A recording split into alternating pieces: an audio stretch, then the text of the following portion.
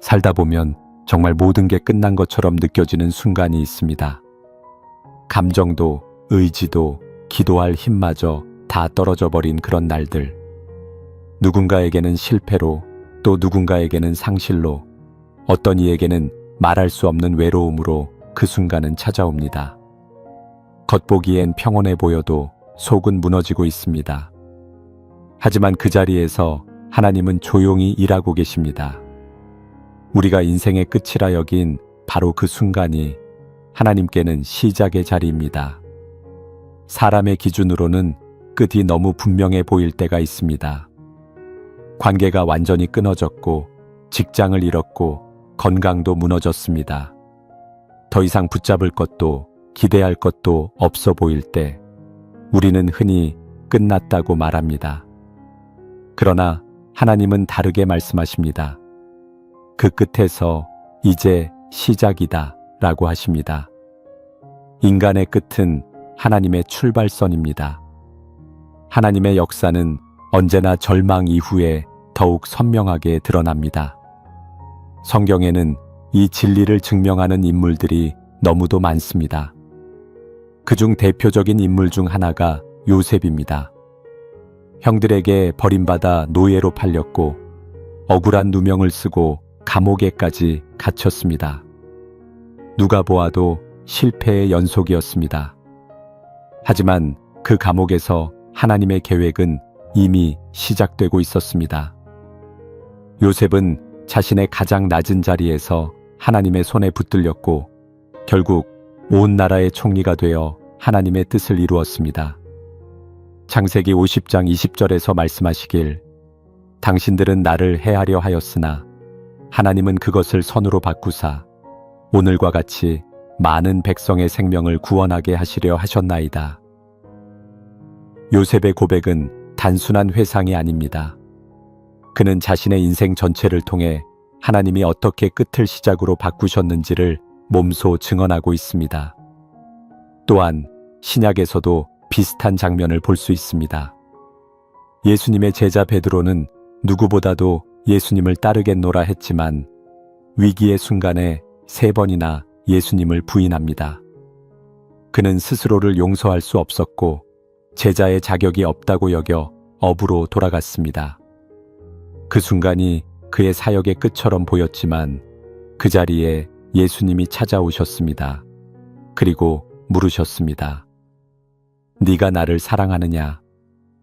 베드로는 그 질문 앞에 무너졌지만 동시에 다시 세워졌습니다. 그의 회복은 베드로 개인의 회복을 넘어서 수많은 영혼을 살리는 사도의 시작이 되었습니다. 요한복음 21장 17절에서는 예수님께서 말씀하십니다. 네가 나를 사랑하느냐? 내 양을 먹이라. 이 짧은 대화는 실패자였던 베드로에게 다시 사명을 주시는 회복의 순간이었습니다. 하나님의 시작은 늘 사람의 끝과 만나는 지점에서 일어납니다. 우리의 인생도 마찬가지입니다. 지금 너무 늦은 것 같고 이미 모든 기회를 잃은 것 같고 관계도 회복 불가능해 보일 수 있습니다. 그러나 하나님은 우리의 실패 속에서도 일하십니다. 상실과 외로움 속에서도 다시 길을 여십니다. 하나님은 폐허가 된 자리에서 새로운 건축을 시작하시는 분입니다. 우리가 모든 것을 잃었다고 생각하는 바로 그 자리에 하나님의 계획은 뿌리를 내리고 있습니다. 혹시 지금 삶이 끝난 것처럼 느껴지시나요? 아무도 이해해주지 못하는 고통 속에서 하나님도 멀게 느껴지시나요? 그렇다면 오늘 이 말씀을 기억하십시오. 끝처럼 보이는 지금이 하나님의 시작입니다. 그분은 당신을 다시 세우기 위해 준비하고 계십니다. 때로는 삶이 다 무너진 것처럼 느껴져야 비로소 하나님만이 유일한 희망임을 깨닫게 됩니다. 다음은 실패 뒤에야 비로소 열리는 하나님의 문에 대해 이야기 나누겠습니다. 실패는 누구에게나 찾아옵니다. 오랫동안 준비했던 일이 무너지고 노력했던 관계가 끊어지고 마음을 다해 걸었던 일이 결국 끝나는 순간 우리는 자책합니다. 내가 부족했나? 하나님은 왜 이걸 막지 않으셨을까? 하지만 성경은 우리에게 다른 시선을 제시합니다. 하나님은 실패를 허락하심으로 더 깊은 길을 열어가시는 분이라는 사실입니다. 우리는 성공을 통해 앞으로 나아간다고 믿지만 하나님은 때때로 실패를 통해 더 정확한 방향으로 인도하십니다. 우리의 길이 틀렸다는 것을 알려주시기 위해 혹은 더 좋은 문을 열기 위해 지금의 문이 닫히게 하십니다. 그 과정에서 우리는 넘어지고 아픕니다. 그러나 그때야말로 하나님의 음성이 가장 선명하게 들리기 시작하는 시간입니다. 출애굽기의 모세도 그런 사람이었습니다. 그는 백성을 향한 열정과 정의감으로 애굽 사람을 죽였고 도망자가 되어 광야로 내몰립니다.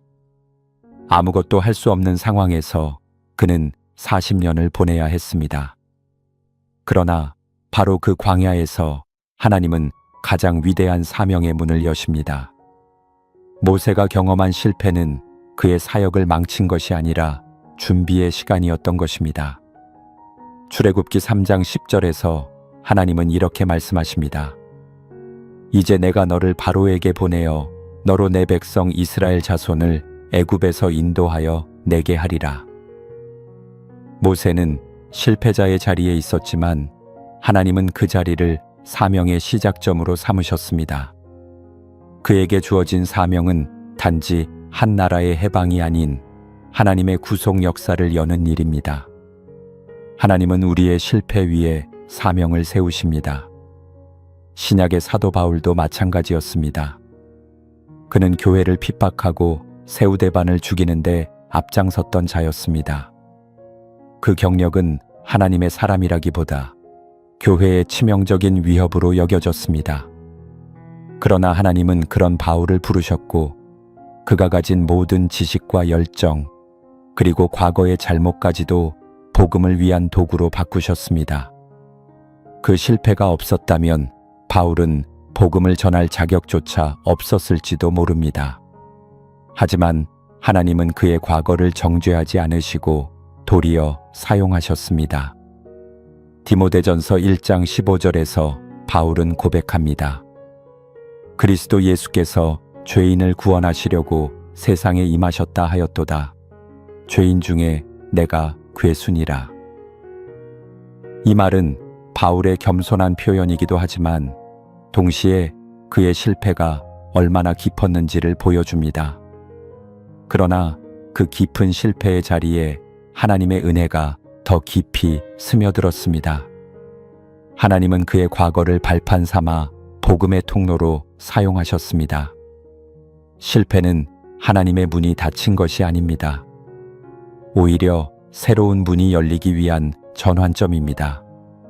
실패가 우리를 무너뜨릴 수는 있지만 그 자리에 주저앉는 대신 하나님을 바라보면 우리는 전혀 새로운 길을 보게 됩니다. 하나님은 실패 속에서 일하시는 분이시며 그 자리를 통과한 자에게 더 깊은 깨달음과 더 넓은 사명을 맡기십니다. 혹시 지금 실패로 인해 모든 것을 잃은 것 같으신가요? 더 이상 기회는 없다고 느껴지시나요? 그렇다면 오늘 이 말씀을 기억하십시오. 하나님은 실패를 사용하셔서 더 단단한 사람으로 빚으시고 더 깊은 사명의 자리로 이끄십니다. 실패가 끝이 아니라는 사실은 하나님이 그 자리에 계시다는 확실한 증거입니다. 다음은 모든 것을 잃었다고 느낄 때 시작되는 하나님의 회복에 대해 이야기 나누겠습니다. 무언가를 잃는다는 건 단지 어떤 하나가 사라지는 것이 아닙니다. 그것은 삶의 기반이 흔들리는 일이기도 합니다. 관계를 잃었을 때는 마음이 무너지고 건강을 잃었을 때는 삶의 의욕이 꺾이며 소중한 것을 잃었을 때는 존재 자체가 흔들리기도 합니다. 그러나 성경은 우리에게 이렇게 말합니다. 너희가 모든 것을 잃었다고 여기는 그 순간 나는 너희를 다시 회복시키기 시작했다. 회복은 언제나 상실의 끝에서 시작됩니다. 우리가 가진 것이 있을 때는 하나님의 손길을 인식하지 못합니다. 그러나 아무것도 남지 않았다고 느낄 때 비로소 하나님 외에는 아무것도 붙들 수 없다는 사실이 명확해집니다. 그리고 그 자리에서 하나님은 천천히 하지만 확실하게 회복을 시작하십니다. 하나님이 주시는 회복은 이전으로 되돌리는 것이 아니라 이전보다 더 단단하고 풍성한 삶으로 나아가게 하시는 은혜입니다. 구약의 룻을 생각해 보십시오. 남편을 잃고 시어머니와 함께 낯선 땅에 온 이방 여인이었습니다. 삶의 기반도 경제력도 보호해 줄 사람도 모두 잃은 그녀에게 세상은 아무것도 기대하지 않았습니다. 그러나 그녀는 하나님을 택했고 믿음의 걸음을 이어갔습니다. 그 끝에서 하나님은 보아스를 만나게 하셨고 그녀의 가정은 회복을 넘어 다윗 왕조의 뿌리이자 예수 그리스도의 계보에 오르게 됩니다. 룻기 4장 15절에서 말씀하시길 이는 내 생명의 회복자이며 내 노년의 봉양자라 곧 너를 사랑하며 일곱 아들보다 귀한 내 며느리가 낳은 자로다. 이 말은 룻의 회복이 단지 현실적인 도움에 머무는 것이 아니라 그 가문의 구속사적 축복이 되었음을 보여줍니다. 하나님께서 허락하시는 회복은 언제나 상상을 뛰어넘는 결과를 낳습니다. 신약에서도 탕자의 비유를 떠올릴 수 있습니다. 모든 재산을 탕진하고 돼지 먹이를 탐해야 할 만큼 비참한 상태가 되었을 때 그는 돌아갈 용기도 자격도 없는 사람처럼 느껴졌습니다. 그러나 그가 아버지 집을 향해 발걸음을 옮기자마자 아버지는 뛰어나와 그를 껴안고 회복시켜 줍니다. 누가복음 15장 22절에서 말씀하시길 아버지는 종들에게 이르되 가장 좋은 옷을 내어다가 입히고 손에 반지를 끼우고 발에 신을 신기라. 하나님은 우리가 잃었다고 여긴 모든 것을 회복해 주실 뿐 아니라 이전보다 더 큰 은혜로 채우시는 분이십니다. 지금 내 손에 아무것도 없고 내 안에도 남은 것이 없다고 느껴질지라도 하나님은 그 자리에 회복의 씨앗을 심고 계십니다. 눈에 보이지 않는다고 해서 존재하지 않는 것이 아닙니다. 하나님이 일하시는 시간은 조용하고 천천히 진행되지만 그 결실은 풍성하고 흔들리지 않습니다. 우리의 상실은 끝이 아니라 하나님의 시작입니다. 혹시 지금 무너진 자리에서 회복을 기다리고 계신가요? 너무 오래 기다렸기에 지쳐 계신가요? 그렇다면 하나님께 묻기보다 그분의 손길을 신뢰하고 하루하루 버티며 기다려 보십시오. 회복은 반드시 찾아옵니다. 그리고 그 회복은 당신의 삶을 이전보다 더 깊은 은혜의 자리로 이끌 것입니다. 다음은 하나님이 멀게 느껴질수록 실제로는 가장 가까이 계신 이유에 대해 이야기 나누겠습니다. 우리의 신앙 여정에서 가장 혼란스러운 순간 중 하나는 간절히 하나님을 찾는데도 아무 응답이 들리지 않을 때입니다. 기도해도 마음이 공허하고 말씀을 읽어도 감동이 없으며 예배 중에도 그분의 임재가 느껴지지 않을 때 우리는 이렇게 생각하게 됩니다. 하나님이 나를 떠나셨나? 그러나 성경은 오히려 그 반대를 말합니다. 하나님의 음성이 들리지 않을수록 그분은 더 가까이 다가와 계신다는 사실입니다. 하나님은 인간처럼 감정에 따라 움직이시는 분이 아닙니다. 우리가 느낀다고 존재하시고 느끼지 못한다고 사라지시는 분이 아니라는 것입니다. 그분은 언제나 그 자리에 계시며 우리의 상황과 감정의 변화에도 변함없이 함께 하십니다. 오히려 하나님이 우리 안에서 가장 깊이 일하실 때는 감정이 잠잠한 시간일 수 있습니다. 우리가 조용해질 때 하나님은 더 깊은 영역을 만지기 시작하십니다. 구약에서 욥의 이야기는 이 사실을 가장 극명하게 보여줍니다. 욥은 의로운 사람이었지만 한순간에 모든 것을 잃습니다.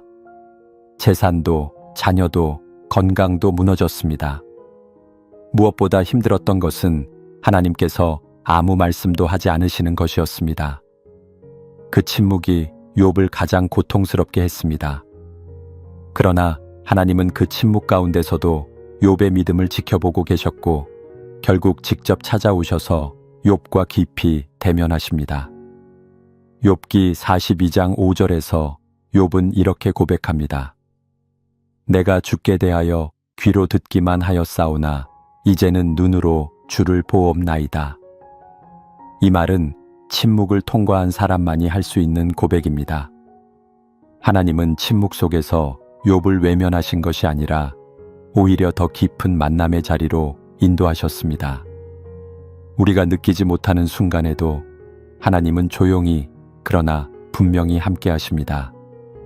신약에서도 비슷한 장면이 나옵니다.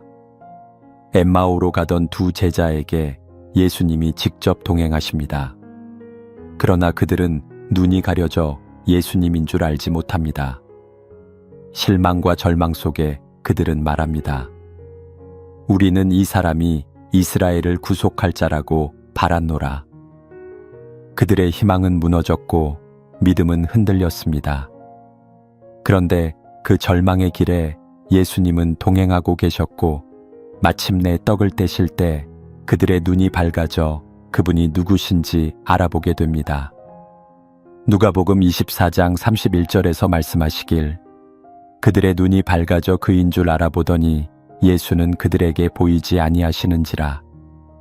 하나님은 우리와 함께 하시되 우리가 깨달을 수 있는 시점에 맞춰 그 존재를 드러내십니다.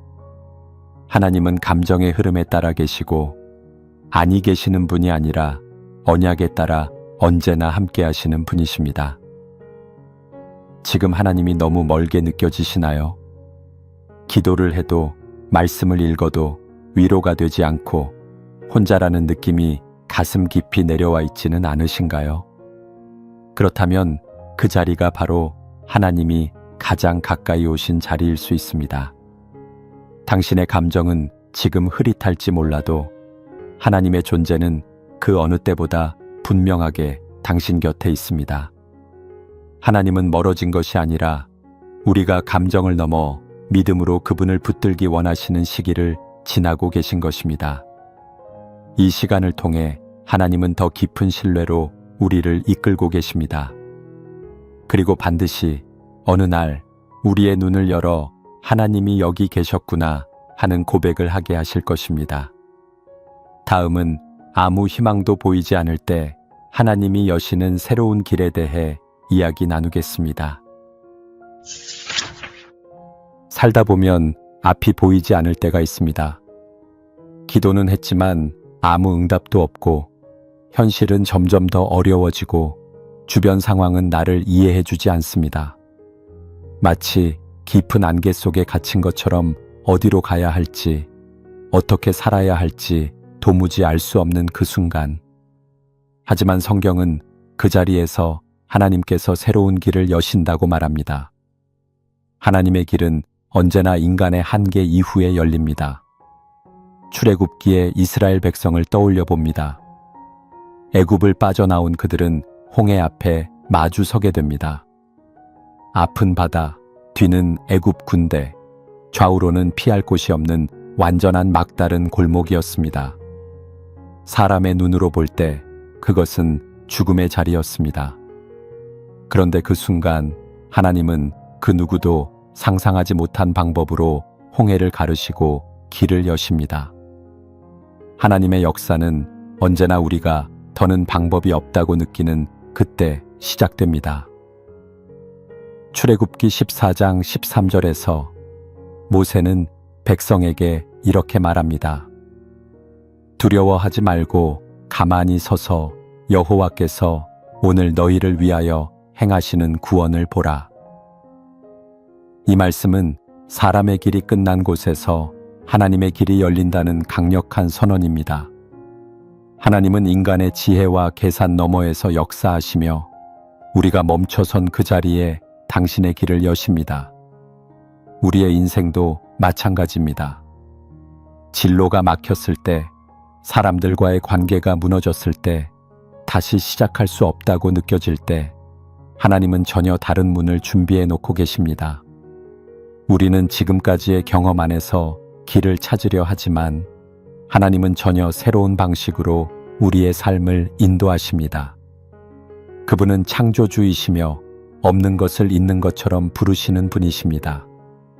신약에서도 같은 원리를 보여주는 사건이 있습니다. 예수님께서 나사로를 살리시는 장면입니다. 나사로는 이미 죽은 지 나흘이나 지나 무덤에 있었고 사람들은 모두 끝났다고 말했습니다. 심지어 그의 가족조차도 지금은 너무 늦었습니다 라고 체념했지만 예수님은 그 자리에 찾아오셨고 단 한마디로 무덤의 돌을 옮기게 하셨습니다. 그리고 나사로야 나오라는 음성으로 죽음조차 무너뜨리셨습니다. 요한복음 11장 40절에서 예수님은 말씀하십니다. 네가 믿으면 하나님의 영광을 보리라 하지 아니하였느냐. 이 말씀은 단순히 기적을 보여주겠다는 의미를 넘어 절망과 끝이라 여겨지는 자리에서 하나님의 뜻이 어떻게 드러나는지를 가르쳐 주시는 선언입니다. 하나님은 죽음의 자리에서도 생명의 길을 여십니다. 혹시 지금 어떤 문도 보이지 않고 어디로도 갈 수 없다고 느껴지시나요? 너무 오래 기다렸고 이제는 아무 기대도 없다고 느껴지시나요? 그렇다면 바로 그 자리가 하나님께서 새로운 길을 열고 계시는 시간입니다. 하나님은 기다리게 하시되 결코 방치하지 않으십니다. 침묵하시는 듯하지만 반드시 가장 선한 때에 가장 놀라운 방식으로 길을 여십니다. 이해되지 않는 시간일수록 그 자리에 머무르며 믿음을 놓지 마십시오. 하나님은 우리의 끝에서 당신의 시작을 준비하고 계십니다. 보이지 않는다고 해서 없는 것이 아닙니다. 하나님의 길은 우리의 감정과 상식을 넘어 열리는 길입니다. 다음은 고통이 깊을수록 하나님이 빚어가시는 인격의 변화에 대해 이야기 나누겠습니다. 고통은 피하고 싶은 감정입니다. 아무도 고통을 원하지 않으며 힘들고 아픈 시간을 통과하고 싶어 하는 사람은 없습니다. 그런데 신앙의 여정을 따라가다 보면 가장 깊은 변화와 성숙은 바로 그 고통 속에서 일어났음을 깨닫게 됩니다. 하나님은 고통을 통해 우리의 인격을 새롭게 빚으시고 믿음을 단단하게 세워가십니다. 성경을 보면 하나님께 크게 쓰임받았던 사람들은 하나같이 고통의 시간을 거쳐야 했습니다. 그 고통은 단순히 겪는 것을 넘어 그들의 마음을 다듬고 믿음의 뿌리를 깊게 내리는 도구가 되었습니다. 하나님은 고통의 시간을 사용하셔서 우리가 아직 내려놓지 못한 것들을 하나씩 비워가시고 겉으로 드러난 신앙이 아닌 중심에서 우러나오는 믿음을 만들어 가십니다.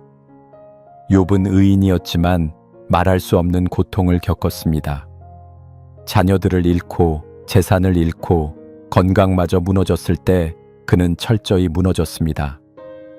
친구들은 그를 정죄했고 아내마저 하나님을 욕하고 죽으라고 말할 정도로 절망의 끝에 있었지만 그 속에서 욥은 하나님 앞에 진실한 질문을 던졌습니다. 그리고 결국 그 질문 속에서 하나님을 새롭게 만납니다.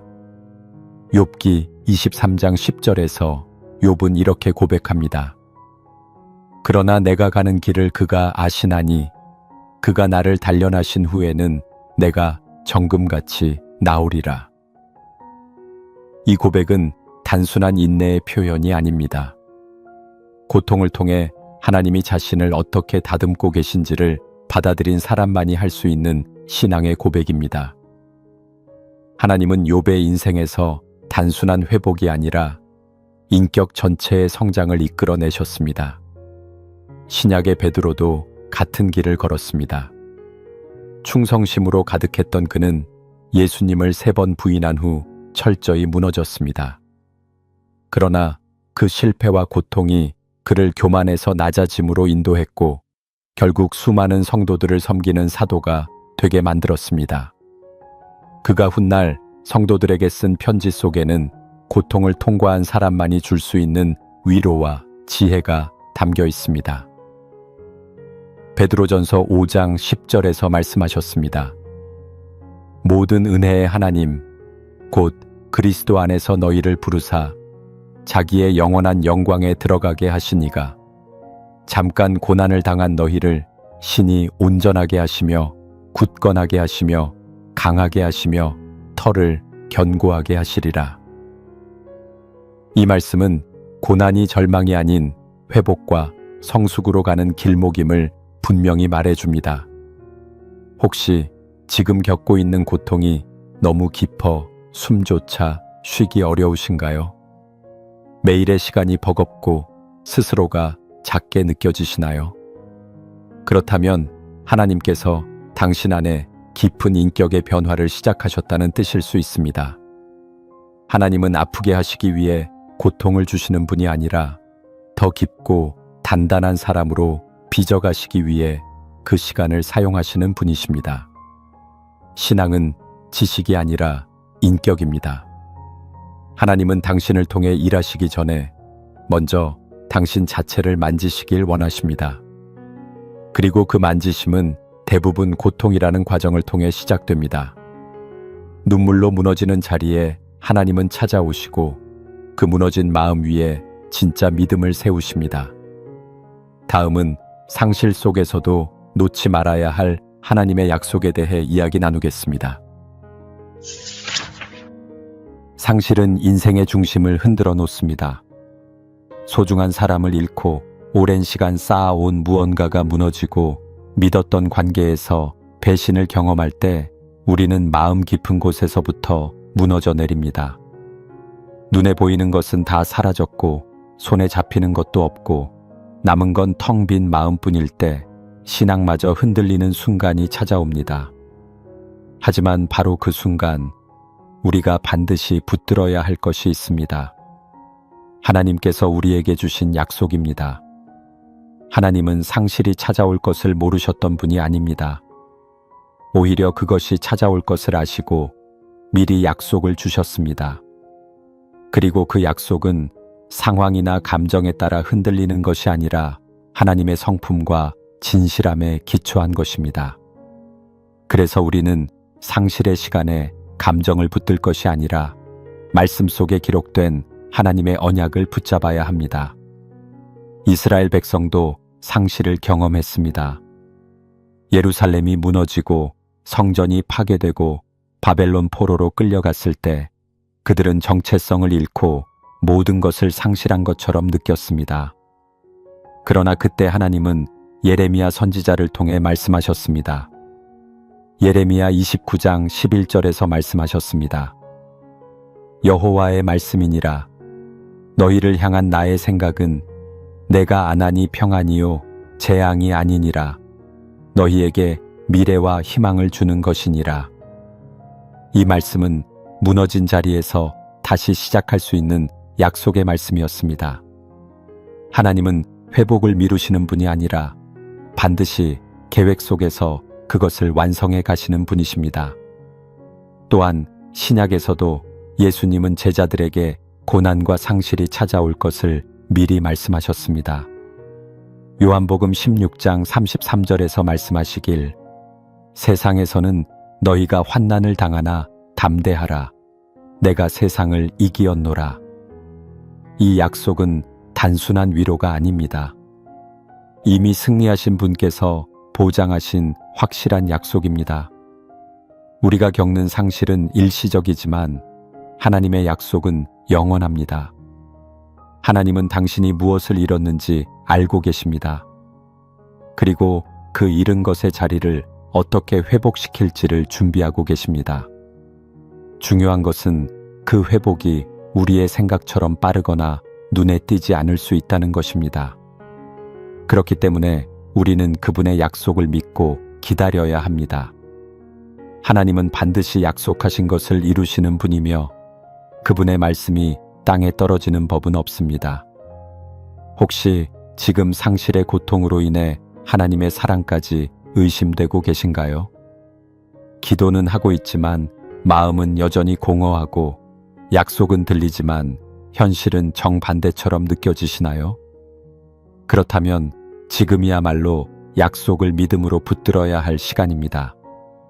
하나님은 한 번 하신 말씀을 결코 잊지 않으십니다. 상실의 시간은 그 약속의 깊이를 깨닫는 시간이 될 수 있습니다. 하나님의 약속은 우리를 위로하기 위한 말이 아니라 실제로 회복과 구원을 이루어내기 위한 능력 있는 언어입니다. 그 말씀이 지금은 멀게 느껴질지 몰라도 반드시 때가 되면 이루어질 것입니다. 상실은 끝이 아닙니다. 하나님의 약속을 믿고 기다리는 사람에게는 반드시 새로운 시작이 준비되어 있습니다. 다음은 외로움이 깊어질수록 하나님의 동행이 분명해지는 이유에 대해 이야기 나누겠습니다. 외로움은 단순히 혼자 있는 시간을 의미하지 않습니다. 마음 깊은 곳에서부터 느껴지는 고립감, 아무도 나를 이해하지 못한다는 감정, 내가 이 세상에 홀로 남겨졌다는 막막함, 바로 그런 감정이 우리를 무너지게 만듭니다.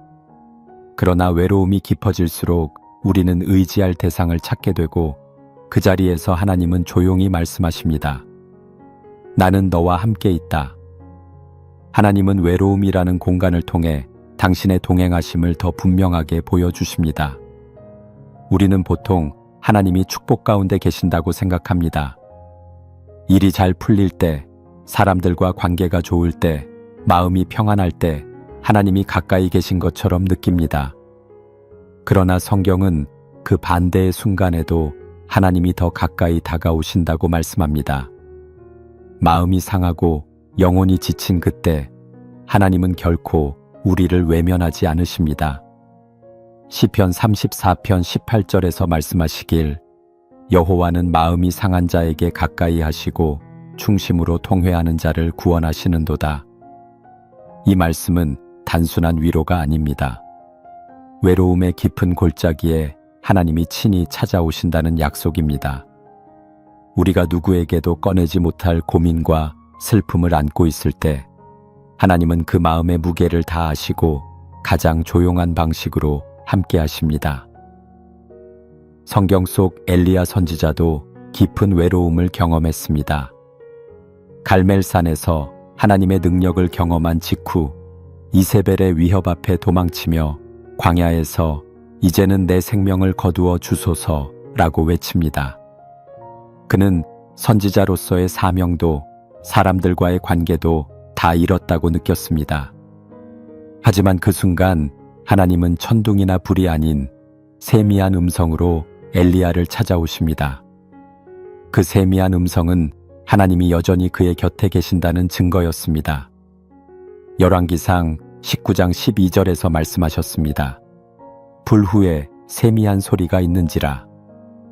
이 말씀은 우리가 원하는 방식이 아니더라도 하나님은 분명히 동행하고 계심을 알려줍니다. 큰 기적이나 놀라운 사건이 없어도 하나님의 임재는 언제나 우리 곁에 살아 있습니다. 외로움은 그분의 존재를 더 예민하게 느낄 수 있는 통로입니다.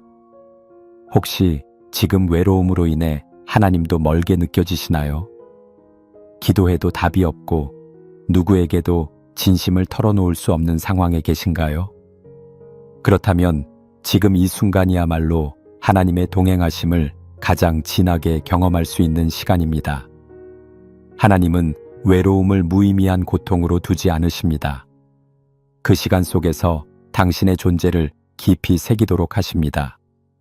외로움은 축복입니다. 모든 소리가 멈춘 그곳에서 우리는 하나님의 음성을 듣게 되기 때문입니다. 사람의 위로도 세상의 즐거움도 가닿지 못하는 그 깊은 곳에 하나님은 홀로 찾아오십니다. 그리고 아무 말 없이 함께 하십니다. 그 동행이야말로 우리의 삶을 지탱해주는 진짜 힘입니다. 다음은 지금 모든 것이 끝난 것처럼 느껴지는 이 순간이 하나님이 준비하신 출발점임을 깨닫는 은혜에 대해 이야기 나누겠습니다. 삶의 어느 지점에서 우리는 이렇게 느낍니다. 이제는 정말 끝났다. 사랑이 끊어지고 일이 무너지고 삶의 의미마저 잃었을 때 우리는 그 자리를 인생의 마지막으로 여깁니다. 그러나 나중에 돌아보면 그 순간이 오히려 하나님이 나를 다시 일으키신 출발점이었다는 사실을 깨닫게 됩니다. 하나님은 우리의 눈물과 무너짐을 넘어 더 깊은 은혜의 자리로 우리를 이끄시는 분이십니다. 성경은 이 은혜의 여정을 여러 인물을 통해 보여줍니다. 요셉은 형제들에게 버림받고 억울한 누명을 쓴 뒤 감옥에서 지내야 했습니다. 사람의 시선으로는 그의 인생이 끝난 것처럼 보였지만 하나님은 감옥이라는 어두운 길을 통해 이집트의 총리로 세우셨습니다. 모세도 마찬가지였습니다. 도망자로 광야에 숨어 살았지만 그 광야는 그를 다시 부르시는 하나님의 무대였습니다. 베드로는 3번 부인한 죄책감에 스스로 무너졌지만 예수님은 그를 회복시키시고 사도의 길로 부르셨습니다. 하나님은 언제나 끝처럼 보이는 자리에서 다시 시작하셨습니다. 우리 역시 마찬가지입니다. 사랑이 식고 사람들에게 잊히고 모든 것이 무너진 자리에서도 하나님은 결코 우리를 포기하지 않으십니다. 상실, 실패, 외로움, 침묵, 절망, 이 모든 것을 통과할 때 우리는 점점 비워지고 낮아지며 그 자리에서 하나님이 일하실 공간이 생깁니다. 그리고 하나님은 반드시 그 공간에 생명의 말씀과 회복의 은혜를 채우십니다. 첫째, 사람의 끝이라고 느껴지는 자리에 하나님은 시작을 준비하고 계셨습니다. 절망, 낙심, 실패의 자리에서 하나님은 계획을 시작하셨고 그 끝은 늘 은혜의 증거로 남았습니다. 둘째, 고통은 하나님이 우리를 빚어가는 시간이며 인격과 믿음을 단단하게 세우는 도구였습니다. 우리는 아프게 다듬어졌고 더 깊이 변화되었습니다. 셋째, 외로움과 상실은 하나님의 동행하심을 더 선명히 경험하는 시간입니다. 우리가 사람을 의지하지 못할 때 하나님만을 의지하는 법을 배우게 되었습니다. 넷째, 하나님의 약속은 감정이 아닌 진리로 세워져 있으며 그분은 반드시 이루십니다. 기다리는 동안 우리는 인내를 배웠고 그 시간은 믿음의 뿌리를 깊게 내리게 했습니다. 다섯째, 하나님의 회복은 이전보다 더 풍성하며 우리가 알지 못하는 방식으로 이루어집니다. 눈물의 골짜기가 찬송의 터전이 되었고 우리의 무너짐 위에 하나님의 역사가 세워졌습니다. 이 모든 여정은 결국 하나의 고백으로 이어집니다. 끝이 아니었습니다. 오히려 시작이었습니다. 하나님은 우리가 멈춘 자리에서 일하시고 우리가 손을 놓은 순간부터 길을 내십니다. 하나님이 시작하시는 순간은 언제나 우리가 모든 것을 포기한 그 자리였습니다. 절망 중에도 희망을 보게 하신 말씀, 침묵 속에서도 동행을 확신하게 하신 말씀, 실패 속에서 다시 사명을 발견하게 하신 말씀, 그 모든 말씀은 결국 한 가지를 말합니다. 하나님은 끝처럼 보이는 순간에도 당신을 포기하지 않으셨습니다.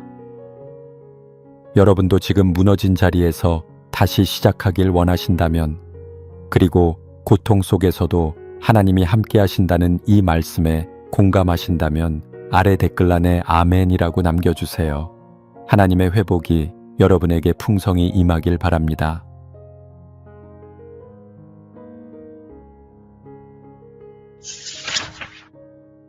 살다 보면 정말 모든 게 끝난 것처럼 느껴지는 순간이 있습니다. 감정도, 의지도, 기도할 힘마저 다 떨어져 버린 그런 날들. 누군가에게는 실패로, 또 누군가에게는 상실로, 어떤 이에게는 말할 수 없는 외로움으로 그 순간은 찾아옵니다. 겉보기엔 평온해 보여도 속은 무너지고 있습니다. 하지만 그 자리에서 하나님은 조용히 일하고 계십니다. 우리가 인생의 끝이라 여긴 바로 그 순간이 하나님께는 시작의 자리입니다. 사람의 기준으로는 끝이 너무 분명해 보일 때가 있습니다. 관계가 완전히 끊어졌고 직장을 잃었고 건강도 무너졌습니다. 더 이상 붙잡을 것도 기대할 것도 없어 보일 때 우리는 흔히 끝났다고 말합니다. 그러나 하나님은 다르게 말씀하십니다. 그 끝에서 이제 시작이다 라고 하십니다. 인간의 끝은 하나님의 출발선입니다. 하나님의 역사는 언제나 절망 이후에 더욱 선명하게 드러납니다. 성경에는 이 진리를 증명하는 인물들이 너무도 많습니다. 그중 대표적인 인물 중 하나가 요셉입니다. 형들에게 버림받아 노예로 팔렸고 억울한 누명을 쓰고 감옥에까지 갇혔습니다. 누가 보아도 실패의 연속이었습니다. 하지만 그 감옥에서 하나님의 계획은 이미 시작되고 있었습니다. 요셉은 자신의 가장 낮은 자리에서 하나님의 손에 붙들렸고 결국 온 나라의 총리가 되어 하나님의 뜻을 이루었습니다. 창세기 50장 20절에서 말씀하시길 당신들은 나를 해하려 하였으나 하나님은 그것을 선으로 바꾸사 오늘과 같이 많은 백성의 생명을 구원하게 하시려 하셨나이다. 요셉의 고백은 단순한 회상이 아닙니다. 그는 자신의 인생 전체를 통해 하나님이 어떻게 끝을 시작으로 바꾸셨는지를 몸소 증언하고 있습니다. 또한 신약에서도 비슷한 장면을 볼 수 있습니다. 예수님의 제자 베드로는 누구보다도 예수님을 따르겠노라 했지만 위기의 순간에 3번이나 예수님을 부인합니다. 그는 스스로를 용서할 수 없었고 제자의 자격이 없다고 여겨 업으로 돌아갔습니다.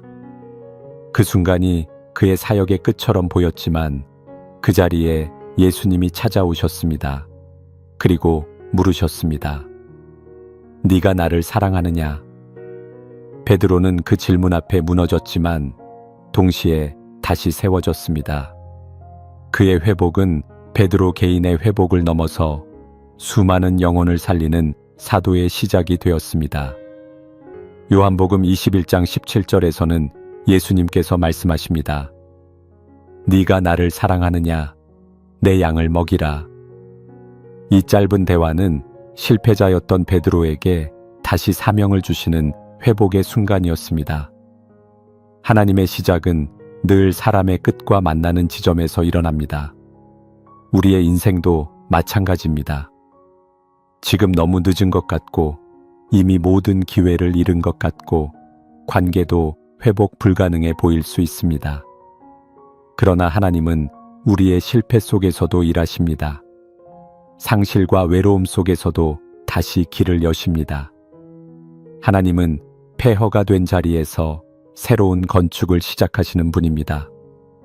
우리가 모든 것을 잃었다고 생각하는 바로 그 자리에 하나님의 계획은 뿌리를 내리고 있습니다. 혹시 지금 삶이 끝난 것처럼 느껴지시나요? 아무도 이해해주지 못하는 고통 속에서 하나님도 멀게 느껴지시나요? 그렇다면 오늘 이 말씀을 기억하십시오. 끝처럼 보이는 지금이 하나님의 시작입니다. 그분은 당신을 다시 세우기 위해 준비하고 계십니다.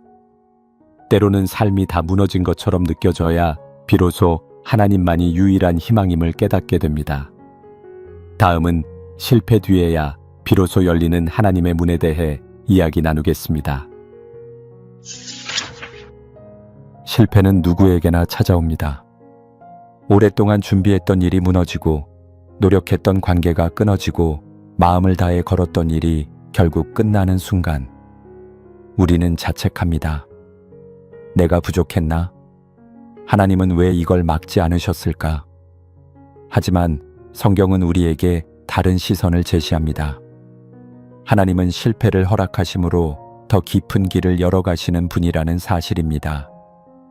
우리는 성공을 통해 앞으로 나아간다고 믿지만 하나님은 때때로 실패를 통해 더 정확한 방향으로 인도하십니다. 우리의 길이 틀렸다는 것을 알려주시기 위해 혹은 더 좋은 문을 열기 위해 지금의 문이 닫히게 하십니다. 그 과정에서 우리는 넘어지고 아픕니다. 그러나 그때야말로 하나님의 음성이 가장 선명하게 들리기 시작하는 시간입니다. 출애굽기의 모세도 그런 사람이었습니다. 그는 백성을 향한 열정과 정의감으로 애굽 사람을 죽였고 도망자가 되어 광야로 내몰립니다. 아무것도 할 수 없는 상황에서 그는 40년을 보내야 했습니다. 그러나 바로 그 광야에서 하나님은 가장 위대한 사명의 문을 여십니다. 모세가 경험한 실패는 그의 사역을 망친 것이 아니라 준비의 시간이었던 것입니다. 출애굽기 3장 10절에서 하나님은 이렇게 말씀하십니다. 이제 내가 너를 바로에게 보내어 너로 내 백성 이스라엘 자손을 애굽에서 인도하여 내게 하리라. 모세는 실패자의 자리에 있었지만 하나님은 그 자리를 사명의 시작점으로 삼으셨습니다. 그에게 주어진 사명은 단지 한 나라의 해방이 아닌 하나님의 구속 역사를 여는 일입니다. 하나님은 우리의 실패 위에 사명을 세우십니다. 신약의 사도 바울도 마찬가지였습니다. 그는 교회를 핍박하고 세우대반을 죽이는데 앞장섰던 자였습니다. 그 경력은 하나님의 사람이라기보다 교회의 치명적인 위협으로 여겨졌습니다. 그러나 하나님은 그런 바울을 부르셨고 그가 가진 모든 지식과 열정 그리고 과거의 잘못까지도 복음을 위한 도구로 바꾸셨습니다. 그 실패가 없었다면 바울은 복음을 전할 자격조차 없었을지도 모릅니다. 하지만 하나님은 그의 과거를 정죄하지 않으시고 도리어 사용하셨습니다. 디모데전서 1장 15절에서 바울은 고백합니다. 그리스도 예수께서 죄인을 구원하시려고 세상에 임하셨다 하였도다. 죄인 중에 내가 괴순이라.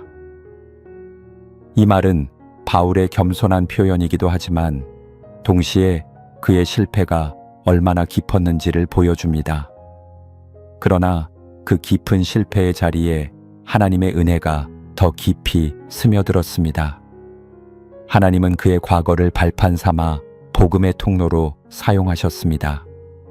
실패는 하나님의 문이 닫힌 것이 아닙니다. 오히려 새로운 문이 열리기 위한 전환점입니다.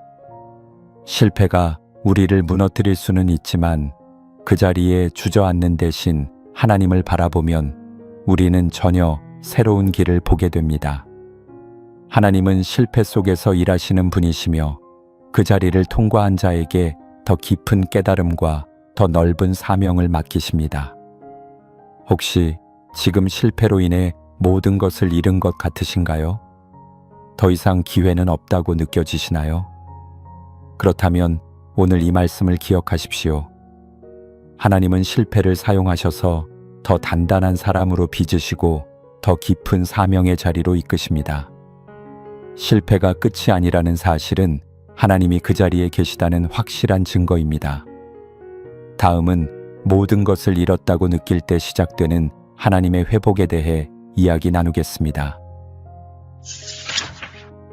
무언가를 잃는다는 건 단지 어떤 하나가 사라지는 것이 아닙니다. 그것은 삶의 기반이 흔들리는 일이기도 합니다. 관계를 잃었을 때는 마음이 무너지고 건강을 잃었을 때는 삶의 의욕이 꺾이며 소중한 것을 잃었을 때는 존재 자체가 흔들리기도 합니다. 그러나 성경은 우리에게 이렇게 말합니다. 너희가 모든 것을 잃었다고 여기는 그 순간 나는 너희를 다시 회복시키기 시작했다. 회복은 언제나 상실의 끝에서 시작됩니다. 우리가 가진 것이 있을 때는 하나님의 손길을 인식하지 못합니다. 그러나 아무것도 남지 않았다고 느낄 때 비로소 하나님 외에는 아무것도 붙들 수 없다는 사실이 명확해집니다. 그리고 그 자리에서 하나님은 천천히 하지만 확실하게 회복을 시작하십니다. 하나님이 주시는 회복은 이전으로 되돌리는 것이 아니라 이전보다 더 단단하고 풍성한 삶으로 나아가게 하시는 은혜입니다. 구약의 룻을 생각해 보십시오. 남편을 잃고 시어머니와 함께 낯선 땅에 온 이방 여인이었습니다. 삶의 기반도 경제력도 보호해줄 사람도 모두 잃은 그녀에게 세상은 아무것도 기대하지 않았습니다.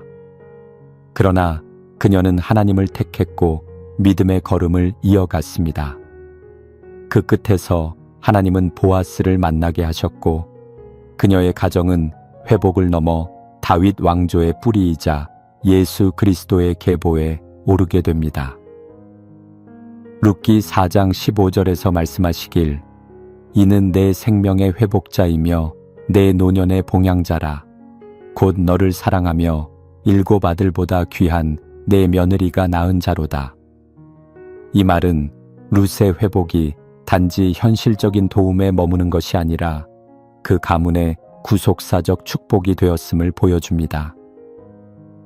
하나님께서 허락하시는 회복은 언제나 상상을 뛰어넘는 결과를 낳습니다. 신약에서도 탕자의 비유를 떠올릴 수 있습니다.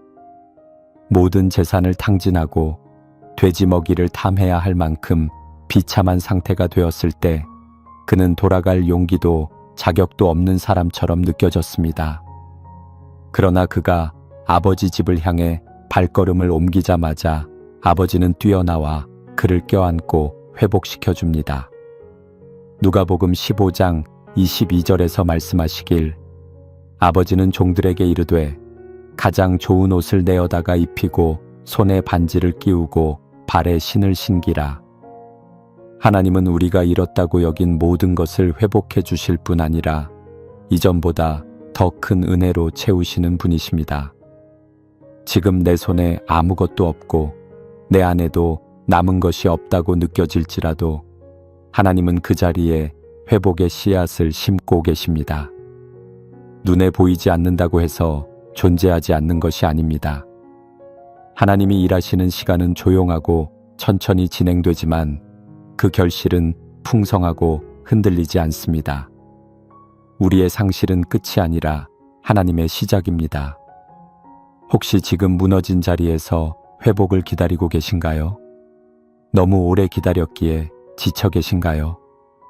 그렇다면 하나님께 묻기보다 그분의 손길을 신뢰하고 하루하루 버티며 기다려 보십시오. 회복은 반드시 찾아옵니다. 그리고 그 회복은 당신의 삶을 이전보다 더 깊은 은혜의 자리로 이끌 것입니다. 다음은 하나님이 멀게 느껴질수록 실제로는 가장 가까이 계신 이유에 대해 이야기 나누겠습니다. 우리의 신앙 여정에서 가장 혼란스러운 순간 중 하나는 간절히 하나님을 찾는데도 아무 응답이 들리지 않을 때입니다. 기도해도 마음이 공허하고 말씀을 읽어도 감동이 없으며 예배 중에도 그분의 임재가 느껴지지 않을 때 우리는 이렇게 생각하게 됩니다. 하나님이 나를 떠나셨나? 그러나 성경은 오히려 그 반대를 말합니다. 하나님의 음성이 들리지 않을수록 그분은 더 가까이 다가와 계신다는 사실입니다. 하나님은 인간처럼 감정에 따라 움직이시는 분이 아닙니다. 우리가 느낀다고 존재하시고 느끼지 못한다고 사라지시는 분이 아니라는 것입니다. 그분은 언제나 그 자리에 계시며 우리의 상황과 감정의 변화에도 변함없이 함께 하십니다. 오히려 하나님이 우리 안에서 가장 깊이 일하실 때는 감정이 잠잠한 시간일 수 있습니다. 우리가 조용해질 때 하나님은 더 깊은 영역을 만지기 시작하십니다. 구약에서 욥의 이야기는 이 사실을 가장 극명하게 보여줍니다. 욥은 의로운 사람이었지만 한순간에 모든 것을 잃습니다. 재산도 자녀도 건강도 무너졌습니다. 무엇보다 힘들었던 것은 하나님께서 아무 말씀도 하지 않으시는 것이었습니다. 그 침묵이 욥을 가장 고통스럽게 했습니다. 그러나 하나님은 그 침묵 가운데서도 욥의 믿음을 지켜보고 계셨고 결국 직접 찾아오셔서 욥과 깊이 대면하십니다. 욥기 42장 5절에서 욥은 이렇게 고백합니다. 내가 주께 대하여 귀로 듣기만 하였사오나 이제는 눈으로 주를 보옵나이다. 이 말은 침묵을 통과한 사람만이 할 수 있는 고백입니다. 하나님은 침묵 속에서 욥을 외면하신 것이 아니라 오히려 더 깊은 만남의 자리로 인도하셨습니다. 우리가 느끼지 못하는 순간에도 하나님은 조용히 그러나 분명히 함께 하십니다. 신약에서도 비슷한 장면이 나옵니다. 엠마오로 가던 두 제자에게 예수님이 직접 동행하십니다. 그러나 그들은 눈이 가려져 예수님인 줄 알지 못합니다. 실망과 절망 속에 그들은 말합니다. 우리는 이 사람이 이스라엘을 구속할 자라고 바랐노라. 그들의 희망은 무너졌고 믿음은 흔들렸습니다. 그런데 그 절망의 길에 예수님은 동행하고 계셨고 마침내 떡을 떼실 때 그들의 눈이 밝아져 그분이 누구신지 알아보게 됩니다. 누가복음 24장 31절에서 말씀하시길 그들의 눈이 밝아져 그인 줄 알아보더니 예수는 그들에게 보이지 아니하시는지라. 하나님은 우리와 함께 하시되 우리가 깨달을 수 있는 시점에 맞춰 그 존재를 드러내십니다. 하나님은 감정의 흐름에 따라 계시고 아니 계시는 분이 아니라 언약에 따라 언제나 함께 하시는 분이십니다. 지금 하나님이 너무 멀게 느껴지시나요? 기도를 해도 말씀을 읽어도 위로가 되지 않고 혼자라는 느낌이 가슴 깊이 내려와 있지는 않으신가요? 그렇다면 그 자리가 바로 하나님이 가장 가까이 오신 자리일 수 있습니다. 당신의 감정은 지금 흐릿할지 몰라도 하나님의 존재는 그 어느 때보다 분명하게 당신 곁에 있습니다. 하나님은 멀어진 것이 아니라 우리가 감정을 넘어 믿음으로 그분을 붙들기 원하시는 시기를 지나고 계신 것입니다. 이 시간을 통해 하나님은 더 깊은 신뢰로 우리를 이끌고 계십니다. 그리고 반드시 어느 날 우리의 눈을 열어 하나님이 여기 계셨구나 하는 고백을 하게 하실 것입니다. 다음은 아무 희망도 보이지 않을 때 하나님이 여시는 새로운 길에 대해 이야기 나누겠습니다. 살다 보면 앞이 보이지 않을 때가 있습니다. 기도는 했지만 아무 응답도 없고 현실은 점점 더 어려워지고 주변 상황은 나를 이해해주지 않습니다. 마치 깊은 안개 속에 갇힌 것처럼 어디로 가야 할지, 어떻게 살아야 할지 도무지 알 수 없는 그 순간. 하지만 성경은 그 자리에서 하나님께서 새로운 길을 여신다고 말합니다. 하나님의 길은 언제나 인간의 한계 이후에 열립니다. 출애굽기에 이스라엘 백성을 떠올려 봅니다. 애굽을 빠져나온 그들은 홍해 앞에 마주 서게 됩니다. 앞은 바다, 뒤는 애굽 군대, 좌우로는 피할 곳이 없는 완전한 막다른 골목이었습니다. 사람의 눈으로 볼 때 그것은 죽음의 자리였습니다. 그런데 그 순간 하나님은 그 누구도 상상하지 못한 방법으로 홍해를 가르시고 길을 여십니다. 하나님의 역사는 언제나 우리가 더는 방법이 없다고 느끼는 그때 시작됩니다. 출애굽기 14장 13절에서 모세는 백성에게 이렇게 말합니다. 두려워하지 말고 가만히 서서 여호와께서 오늘 너희를 위하여 행하시는 구원을 보라.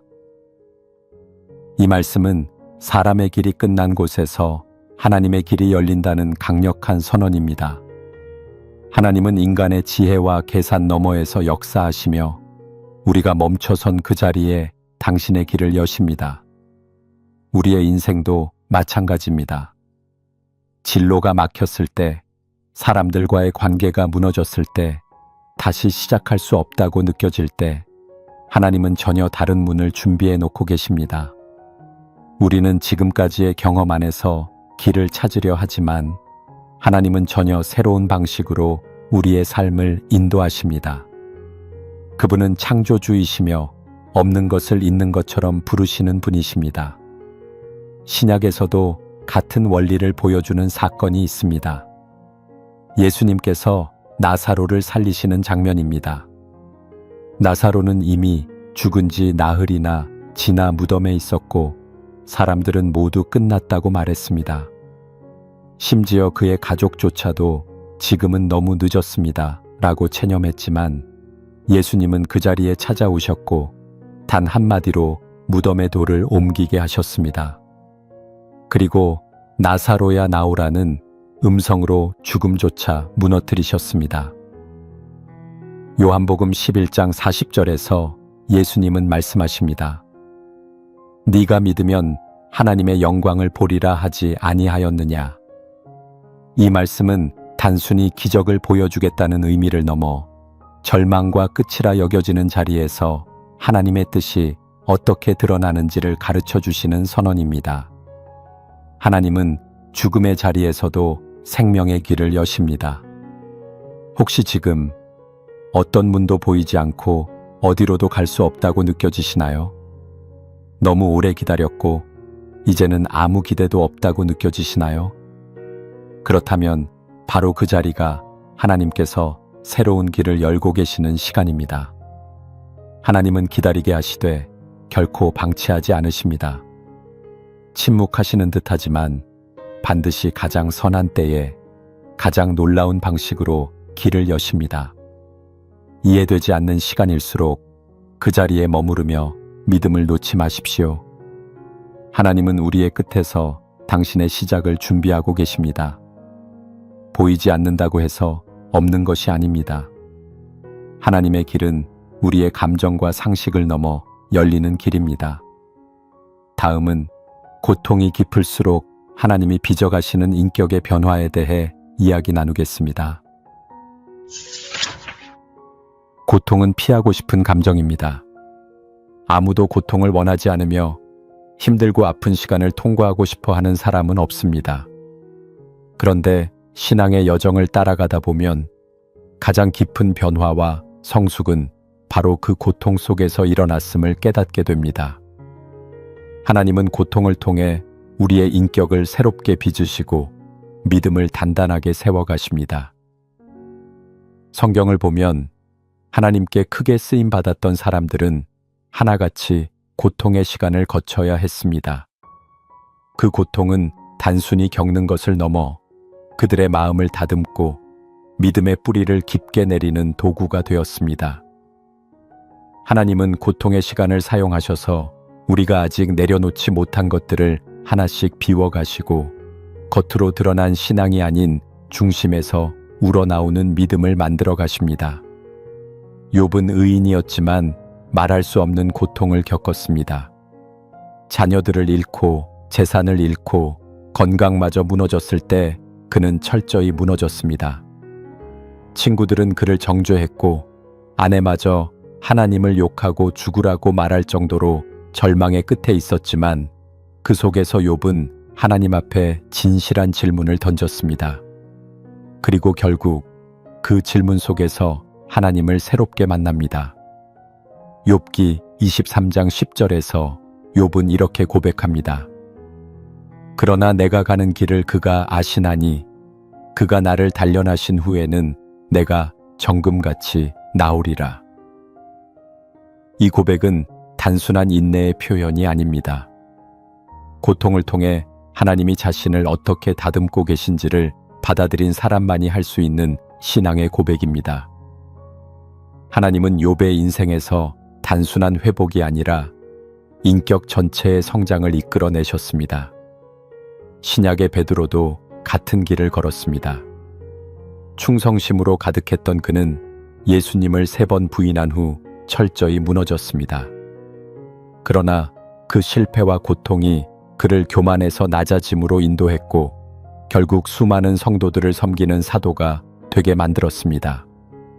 그가 훗날 성도들에게 쓴 편지 속에는 고통을 통과한 사람만이 줄 수 있는 위로와 지혜가 담겨 있습니다.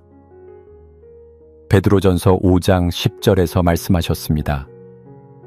모든 은혜의 하나님 곧 그리스도 안에서 너희를 부르사 자기의 영원한 영광에 들어가게 하시니가 잠깐 고난을 당한 너희를 신이 온전하게 하시며 굳건하게 하시며 강하게 하시며 털을 견고하게 하시리라.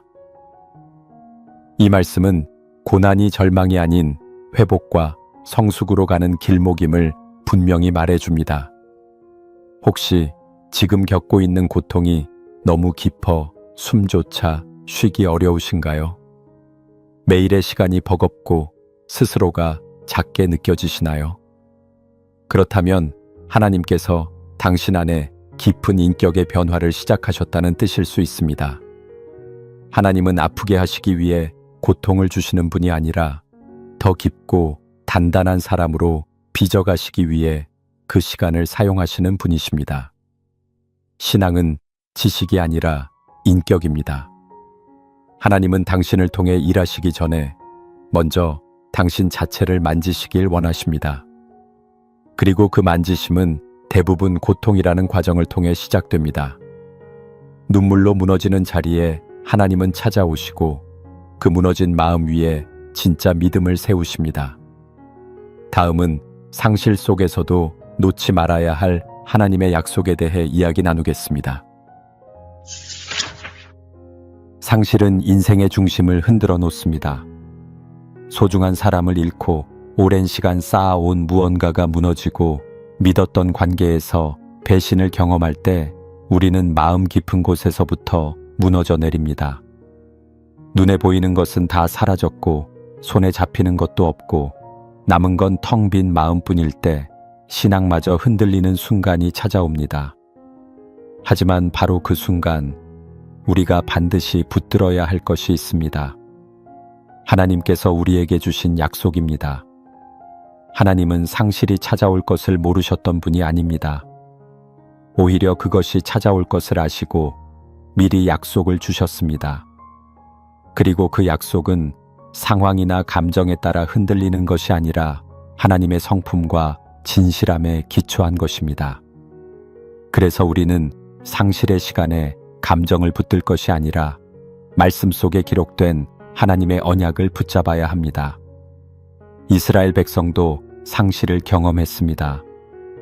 예루살렘이 무너지고 성전이 파괴되고 바벨론 포로로 끌려갔을 때 그들은 정체성을 잃고 모든 것을 상실한 것처럼 느꼈습니다. 그러나 그때 하나님은 예레미야 선지자를 통해 말씀하셨습니다. 예레미야 29장 11절에서 말씀하셨습니다.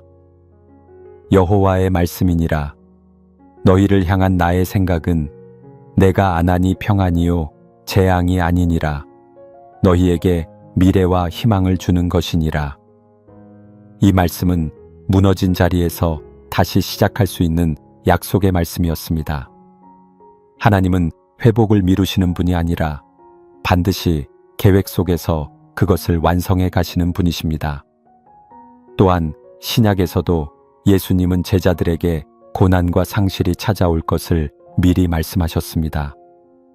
요한복음 16장 33절에서 말씀하시길 세상에서는 너희가 환난을 당하나 담대하라. 내가 세상을 이기었노라. 이 약속은 단순한 위로가 아닙니다. 이미 승리하신 분께서 보장하신 확실한 약속입니다. 우리가 겪는 상실은 일시적이지만 하나님의 약속은 영원합니다. 하나님은 당신이 무엇을 잃었는지 알고 계십니다. 그리고 그 잃은 것의 자리를 어떻게 회복시킬지를 준비하고 계십니다. 중요한 것은 그 회복이 우리의 생각처럼 빠르거나 눈에 띄지 않을 수 있다는 것입니다. 그렇기 때문에 우리는 그분의 약속을 믿고 기다려야 합니다. 하나님은 반드시 약속하신 것을 이루시는 분이며 그분의 말씀이 땅에 떨어지는 법은 없습니다. 혹시 지금 상실의 고통으로 인해 하나님의 사랑까지 의심되고 계신가요?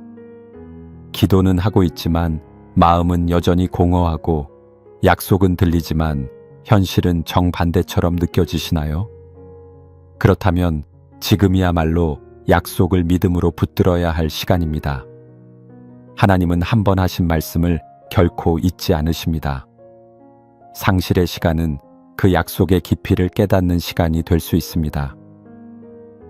하나님의 약속은 우리를 위로하기 위한 말이 아니라 실제로 회복과 구원을 이루어내기 위한 능력 있는 언어입니다. 그 말씀이 지금은 멀게 느껴질지 몰라도 반드시 때가 되면 이루어질 것입니다. 상실은 끝이 아닙니다. 하나님의 약속을 믿고 기다리는 사람에게는 반드시 새로운 시작이 준비되어 있습니다. 다음은 외로움이 깊어질수록 하나님의 동행이 분명해지는 이유에 대해 이야기 나누겠습니다. 외로움은 단순히 혼자 있는 시간을 의미하지 않습니다. 마음 깊은 곳에서부터 느껴지는 고립감, 아무도 나를 이해하지 못한다는 감정, 내가 이 세상에 홀로 남겨졌다는 막막함, 바로 그런 감정이 우리를 무너지게 만듭니다. 그러나 외로움이 깊어질수록 우리는 의지할 대상을 찾게 되고 그 자리에서 하나님은 조용히 말씀하십니다. 나는 너와 함께 있다. 하나님은 외로움이라는 공간을 통해 당신의 동행하심을 더 분명하게 보여주십니다. 우리는 보통 하나님이 축복 가운데 계신다고 생각합니다.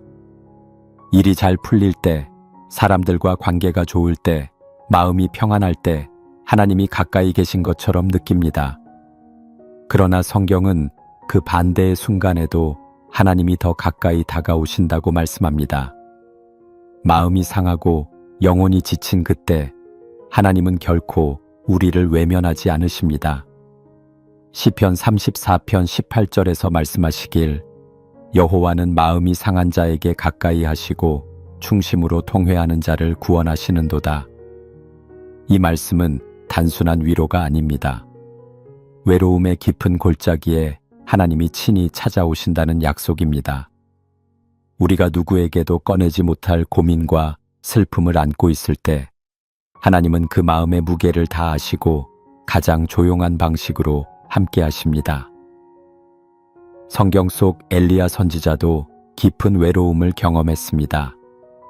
갈멜산에서 하나님의 능력을 경험한 직후 이세벨의 위협 앞에 도망치며 광야에서 이제는 내 생명을 거두어 주소서라고 외칩니다. 그는 선지자로서의 사명도 사람들과의 관계도 다 잃었다고 느꼈습니다. 하지만 그 순간 하나님은 천둥이나 불이 아닌 세미한 음성으로 엘리야를 찾아오십니다. 그 세미한 음성은 하나님이 여전히 그의 곁에 계신다는 증거였습니다. 열왕기상 19장 12절에서 말씀하셨습니다. 불 후에 세미한 소리가 있는지라. 이 말씀은 우리가 원하는 방식이 아니더라도 하나님은 분명히 동행하고 계심을 알려줍니다. 큰 기적이나 놀라운 사건이 없어도 하나님의 임재는 언제나 우리 곁에 살아 있습니다. 외로움은 그분의 존재를 더 예민하게 느낄 수 있는 통로입니다. 혹시 지금 외로움으로 인해 하나님도 멀게 느껴지시나요? 기도해도 답이 없고 누구에게도 진심을 털어놓을 수 없는 상황에 계신가요? 그렇다면 지금 이 순간이야말로 하나님의 동행하심을 가장 진하게 경험할 수 있는 시간입니다. 하나님은 외로움을 무의미한 고통으로 두지 않으십니다. 그 시간 속에서 당신의 존재를 깊이 새기도록 하십니다. 외로움은 축복입니다. 모든 소리가 멈춘 그곳에서 우리는 하나님의 음성을 듣게 되기 때문입니다. 사람의 위로도 세상의 즐거움도 가닿지 못하는 그 깊은 곳에 하나님은 홀로 찾아오십니다. 그리고 아무 말 없이 함께 하십니다. 그 동행이야말로 우리의 삶을 지탱해주는 진짜 힘입니다.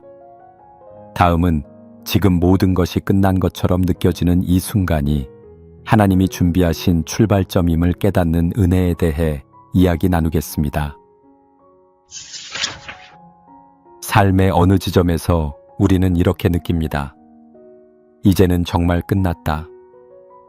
사랑이 끊어지고 일이 무너지고 삶의 의미마저 잃었을 때 우리는 그 자리를 인생의 마지막으로 여깁니다. 그러나 나중에 돌아보면 그 순간이 오히려 하나님이 나를 다시 일으키신 출발점이었다는 사실을 깨닫게 됩니다. 하나님은 우리의 눈물과 무너짐을 넘어 더 깊은 은혜의 자리로 우리를 이끄시는 분이십니다. 성경은 이 은혜의 여정을 여러 인물을 통해 보여줍니다. 요셉은 형제들에게 버림받고 억울한 누명을 쓴 뒤 감옥에서 지내야 했습니다. 사람의 시선으로는 그의 인생이 끝난 것처럼 보였지만 하나님은 감옥이라는 어두운 길을 통해 이집트의 총리로 세우셨습니다. 모세도 마찬가지였습니다. 도망자로 광야에 숨어 살았지만 그 광야는 그를 다시 부르시는 하나님의 무대였습니다. 베드로는 3번 부인한 죄책감에 스스로 무너졌지만 예수님은 그를 회복시키시고 사도의 길로 부르셨습니다. 하나님은 언제나 끝처럼 보이는 자리에서 다시 시작하셨습니다. 우리 역시 마찬가지입니다. 사랑이 식고 사람들에게 잊히고 모든 것이 무너진 자리에서도 하나님은 결코 우리를 포기하지 않으십니다. 상실, 실패, 외로움, 침묵, 절망, 이 모든 것을 통과할 때 우리는 점점 비워지고 낮아지며 그 자리에서 하나님이 일하실 공간이 생깁니다. 그리고 하나님은 반드시 그 공간에 생명의 말씀과 회복의 은혜를 채우십니다. 첫째, 사람의 끝이라고 느껴지는 자리에 하나님은 시작을 준비하고 계셨습니다. 절망, 낙심, 실패의 자리에서 하나님은 계획을 시작하셨고 그 끝은 늘 은혜의 증거로 남았습니다. 둘째, 고통은 하나님이 우리를 빚어가는 시간이며 인격과 믿음을 단단하게 세우는 도구였습니다. 우리는 아프게 다듬어졌고 더 깊이 변화되었습니다. 셋째, 외로움과 상실은 하나님의 동행하심을 더 선명히 경험하는 시간입니다. 우리가 사람을 의지하지 못할 때 하나님만을 의지하는 법을 배우게 되었습니다. 넷째, 하나님의 약속은 감정이 아닌 진리로 세워져 있으며 그분은 반드시 이루십니다. 기다리는 동안 우리는 인내를 배웠고 그 시간은 믿음의 뿌리를 깊게 내리게 했습니다. 다섯째, 하나님의 회복은 이전보다 더 풍성하며 우리가 알지 못하는 방식으로 이루어집니다. 눈물의 골짜기가 찬송의 터전이 되었고 우리의 무너짐 위에 하나님의 역사가 세워졌습니다. 이 모든 여정은 결국 하나의 고백으로 이어집니다. 끝이 아니었습니다. 오히려 시작이었습니다. 하나님은 우리가 멈춘 자리에서 일하시고 우리가 손을 놓은 순간부터 길을 내십니다. 하나님이 시작하시는 순간은 언제나 우리가 모든 것을 포기한 그 자리였습니다. 절망 중에도 희망을 보게 하신 말씀, 침묵 속에서도 동행을 확신하게 하신 말씀, 실패 속에서 다시 사명을 발견하게 하신 말씀, 그 모든 말씀은 결국 한 가지를 말합니다. 하나님은 끝처럼 보이는 순간에도 당신을 포기하지 않으셨습니다. 여러분도 지금 무너진 자리에서 다시 시작하길 원하신다면, 그리고 고통 속에서도 하나님이 함께 하신다는 이 말씀에 공감하신다면 아래 댓글란에 아멘이라고 남겨주세요. 하나님의 회복이 여러분에게 풍성히 임하길 바랍니다.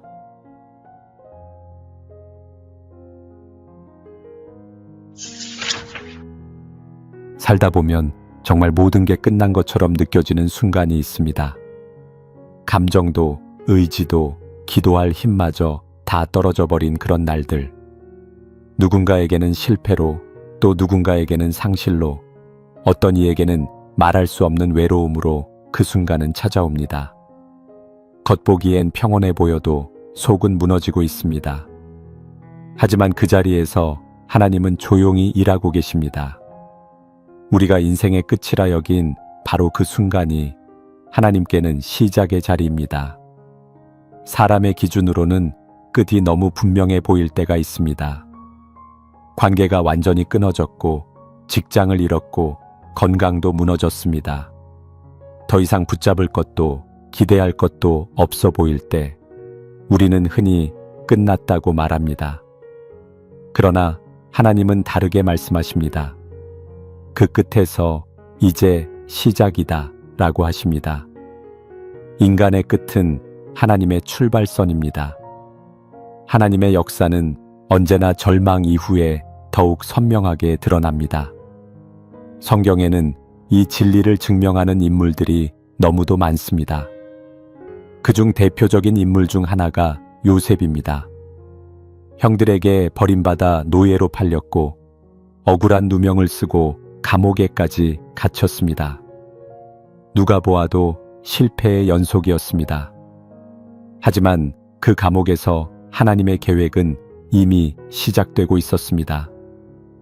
요셉은 자신의 가장 낮은 자리에서 하나님의 손에 붙들렸고 결국 온 나라의 총리가 되어 하나님의 뜻을 이루었습니다. 창세기 50장 20절에서 말씀하시길 당신들은 나를 해하려 하였으나 하나님은 그것을 선으로 바꾸사 오늘과 같이 많은 백성의 생명을 구원하게 하시려 하셨나이다. 요셉의 고백은 단순한 회상이 아닙니다. 그는 자신의 인생 전체를 통해 하나님이 어떻게 끝을 시작으로 바꾸셨는지를 몸소 증언하고 있습니다. 또한 신약에서도 비슷한 장면을 볼 수 있습니다. 예수님의 제자 베드로는 누구보다도 예수님을 따르겠노라 했지만 위기의 순간에 3번이나 예수님을 부인합니다. 그는 스스로를 용서할 수 없었고 제자의 자격이 없다고 여겨 업으로 돌아갔습니다. 그 순간이 그의 사역의 끝처럼 보였지만 그 자리에 예수님이 찾아오셨습니다. 그리고 물으셨습니다. 네가 나를 사랑하느냐? 베드로는 그 질문 앞에 무너졌지만 동시에 다시 세워졌습니다. 그의 회복은 베드로 개인의 회복을 넘어서 수많은 영혼을 살리는 사도의 시작이 되었습니다. 요한복음 21장 17절에서는 예수님께서 말씀하십니다. 네가 나를 사랑하느냐? 내 양을 먹이라.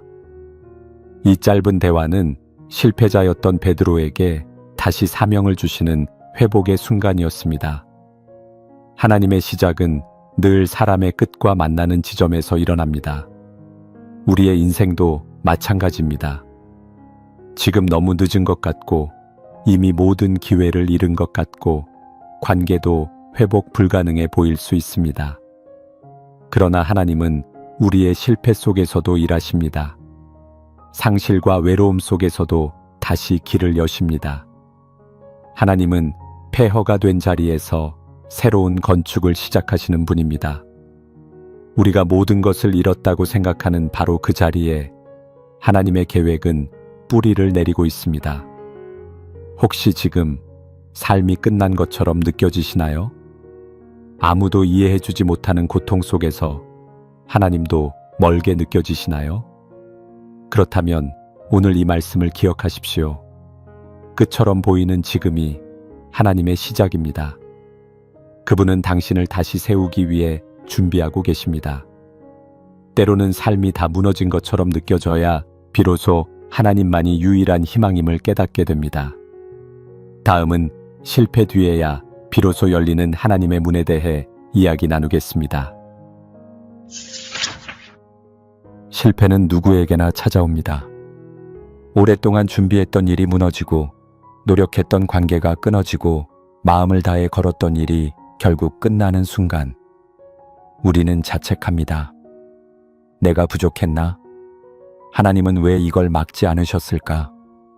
하지만 성경은 우리에게 다른 시선을 제시합니다. 하나님은 실패를 허락하심으로 더 깊은 길을 열어가시는 분이라는 사실입니다. 우리는 성공을 통해 앞으로 나아간다고 믿지만 하나님은 때때로 실패를 통해 더 정확한 방향으로 인도하십니다.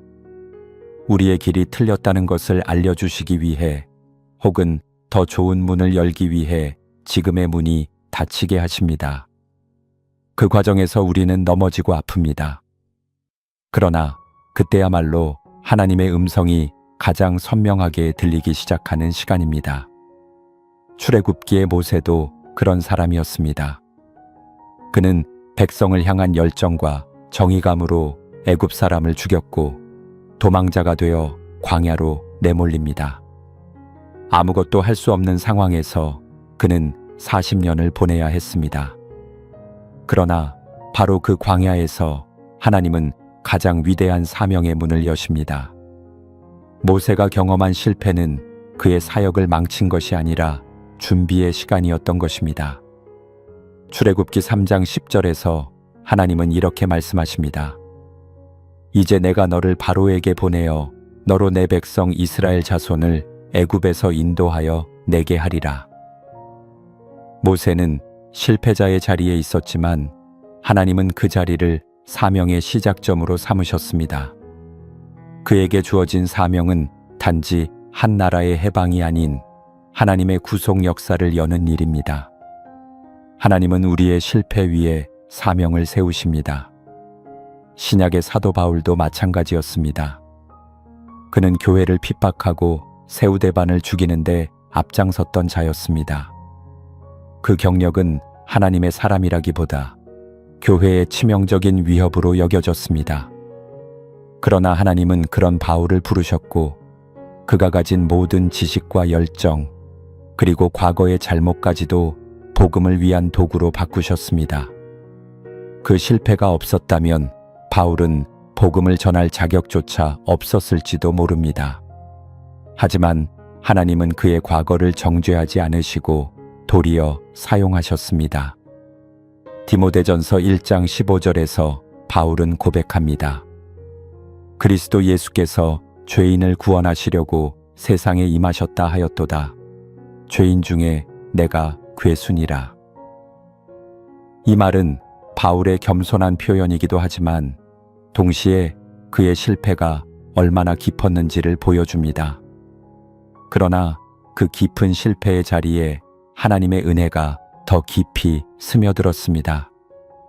하나님은 그의 과거를 발판 삼아 복음의 통로로 사용하셨습니다. 실패는 하나님의 문이 닫힌 것이 아닙니다. 오히려 새로운 문이 열리기 위한 전환점입니다. 실패가 우리를 무너뜨릴 수는 있지만 그 자리에 주저앉는 대신 하나님을 바라보면 우리는 전혀 새로운 길을 보게 됩니다. 하나님은 실패 속에서 일하시는 분이시며 그 자리를 통과한 자에게 더 깊은 깨달음과 더 넓은 사명을 맡기십니다. 혹시 지금 실패로 인해 모든 것을 잃은 것 같으신가요? 더 이상 기회는 없다고 느껴지시나요? 그렇다면 오늘 이 말씀을 기억하십시오. 하나님은 실패를 사용하셔서 더 단단한 사람으로 빚으시고 더 깊은 사명의 자리로 이끄십니다.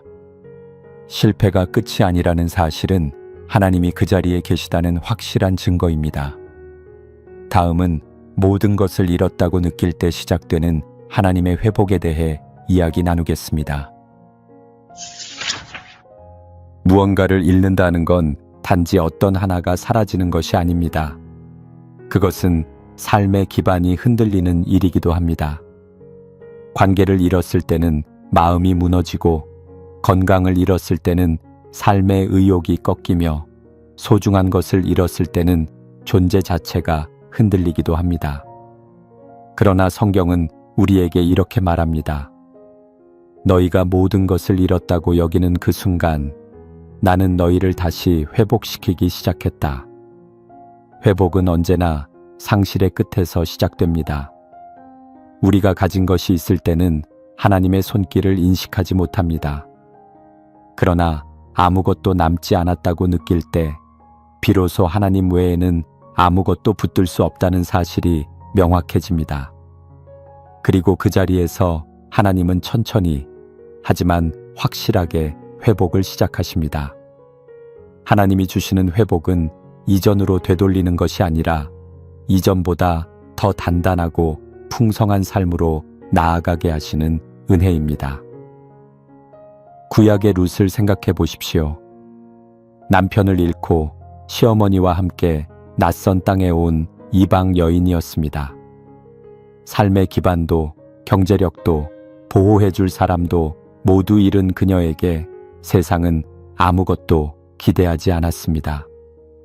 그러나 그녀는 하나님을 택했고 믿음의 걸음을 이어갔습니다. 그 끝에서 하나님은 보아스를 만나게 하셨고 그녀의 가정은 회복을 넘어 다윗 왕조의 뿌리이자 예수 그리스도의 계보에 오르게 됩니다. 룻기 4장 15절에서 말씀하시길 이는 내 생명의 회복자이며 내 노년의 봉양자라. 곧 너를 사랑하며 일곱 아들보다 귀한 내 며느리가 낳은 자로다. 이 말은 룻의 회복이 단지 현실적인 도움에 머무는 것이 아니라 그 가문의 구속사적 축복이 되었음을 보여줍니다. 하나님께서 허락하시는 회복은 언제나 상상을 뛰어넘는 결과를 낳습니다. 신약에서도 탕자의 비유를 떠올릴 수 있습니다.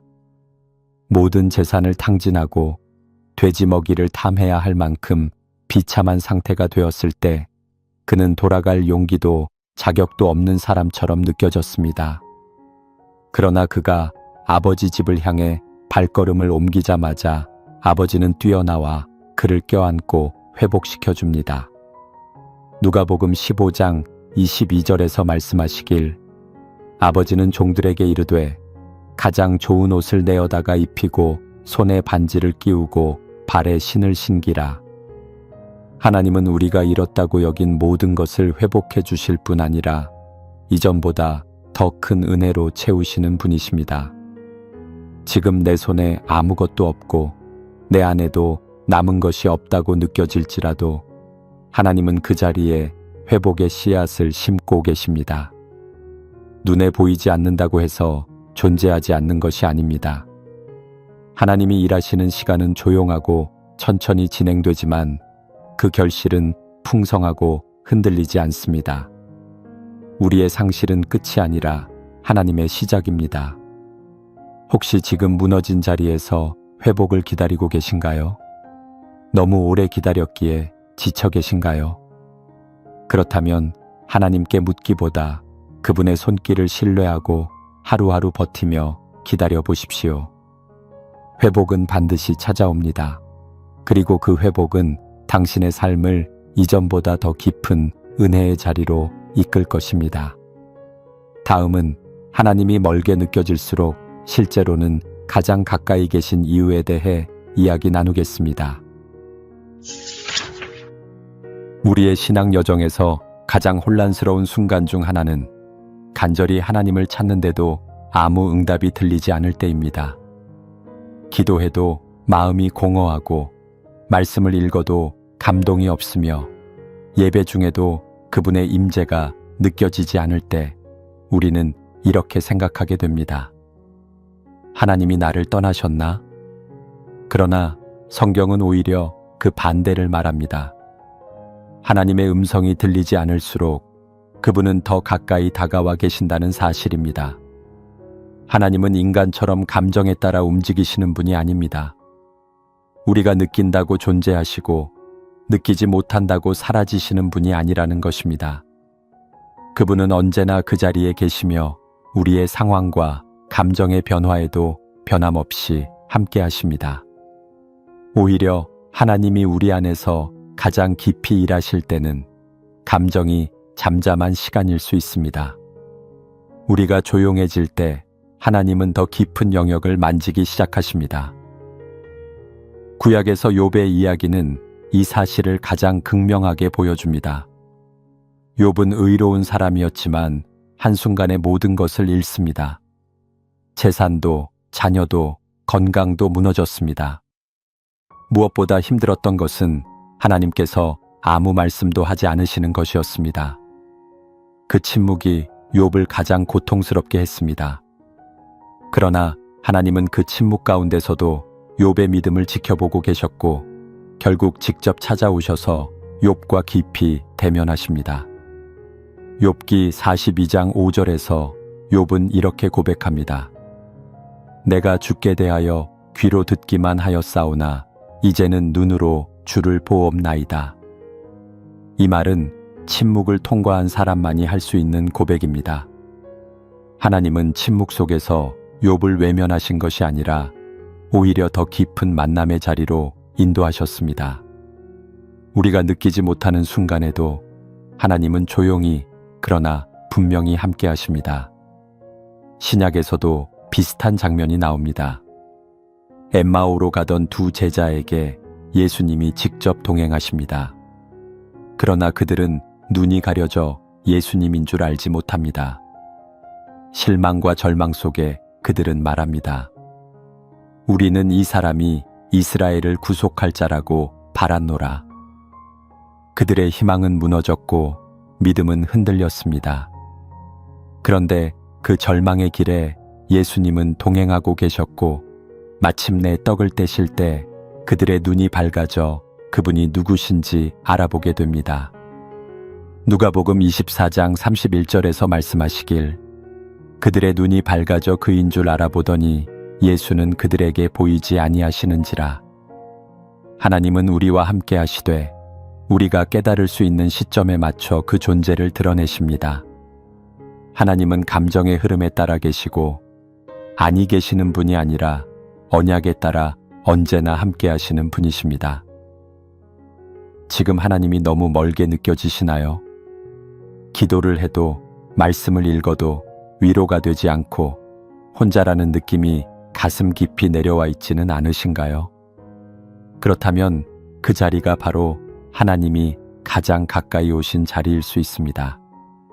당신의 감정은 지금 흐릿할지 몰라도 하나님의 존재는 그 어느 때보다 분명하게 당신 곁에 있습니다. 하나님은 멀어진 것이 아니라 우리가 감정을 넘어 믿음으로 그분을 붙들기 원하시는 시기를 지나고 계신 것입니다. 이 시간을 통해 하나님은 더 깊은 신뢰로 우리를 이끌고 계십니다.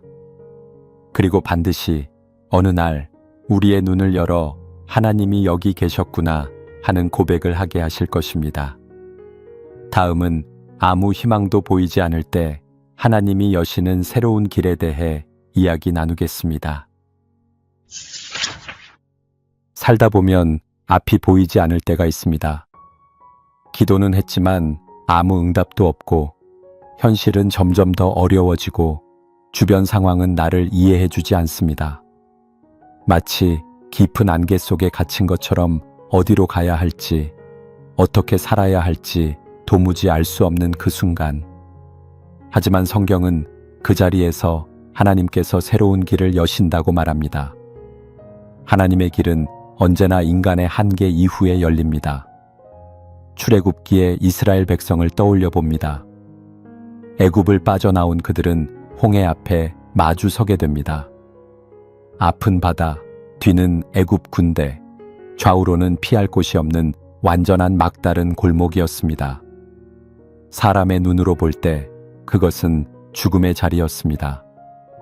그런데 그 순간 하나님은 그 누구도 상상하지 못한 방법으로 홍해를 가르시고 길을 여십니다. 하나님의 역사는 언제나 우리가 더는 방법이 없다고 느끼는 그때 시작됩니다. 출애굽기 14장 13절에서 모세는 백성에게 이렇게 말합니다. 두려워하지 말고 가만히 서서 여호와께서 오늘 너희를 위하여 행하시는 구원을 보라. 이 말씀은 사람의 길이 끝난 곳에서 하나님의 길이 열린다는 강력한 선언입니다. 하나님은 인간의 지혜와 계산 너머에서 역사하시며 우리가 멈춰선 그 자리에 당신의 길을 여십니다. 우리의 인생도 마찬가지입니다. 진로가 막혔을 때, 사람들과의 관계가 무너졌을 때, 다시 시작할 수 없다고 느껴질 때 하나님은 전혀 다른 문을 준비해 놓고 계십니다. 우리는 지금까지의 경험 안에서 길을 찾으려 하지만 하나님은 전혀 새로운 방식으로 우리의 삶을 인도하십니다. 그분은 창조주이시며 없는 것을 있는 것처럼 부르시는 분이십니다. 신약에서도 같은 원리를 보여주는 사건이 있습니다. 예수님께서 나사로를 살리시는 장면입니다. 나사로는 이미 죽은 지 나흘이나 지나 무덤에 있었고 사람들은 모두 끝났다고 말했습니다. 심지어 그의 가족조차도 지금은 너무 늦었습니다 라고 체념했지만 예수님은 그 자리에 찾아오셨고 단 한마디로 무덤의 돌을 옮기게 하셨습니다. 그리고 나사로야 나오라는 음성으로 죽음조차 무너뜨리셨습니다. 요한복음 11장 40절에서 예수님은 말씀하십니다. 네가 믿으면 하나님의 영광을 보리라 하지 아니하였느냐. 이 말씀은 단순히 기적을 보여주겠다는 의미를 넘어 절망과 끝이라 여겨지는 자리에서 하나님의 뜻이 어떻게 드러나는지를 가르쳐 주시는 선언입니다. 하나님은 죽음의 자리에서도 생명의 길을 여십니다. 혹시 지금 어떤 문도 보이지 않고 어디로도 갈 수 없다고 느껴지시나요? 너무 오래 기다렸고 이제는 아무 기대도 없다고 느껴지시나요? 그렇다면 바로 그 자리가 하나님께서 새로운 길을 열고 계시는 시간입니다. 하나님은 기다리게 하시되 결코 방치하지 않으십니다. 침묵하시는 듯하지만 반드시 가장 선한 때에 가장 놀라운 방식으로 길을 여십니다. 이해되지 않는 시간일수록 그 자리에 머무르며 믿음을 놓지 마십시오. 하나님은 우리의 끝에서 당신의 시작을 준비하고 계십니다. 보이지 않는다고 해서 없는 것이 아닙니다. 하나님의 길은 우리의 감정과 상식을 넘어 열리는 길입니다. 다음은 고통이 깊을수록 하나님이 빚어가시는 인격의 변화에 대해 이야기 나누겠습니다. 고통은 피하고 싶은 감정입니다.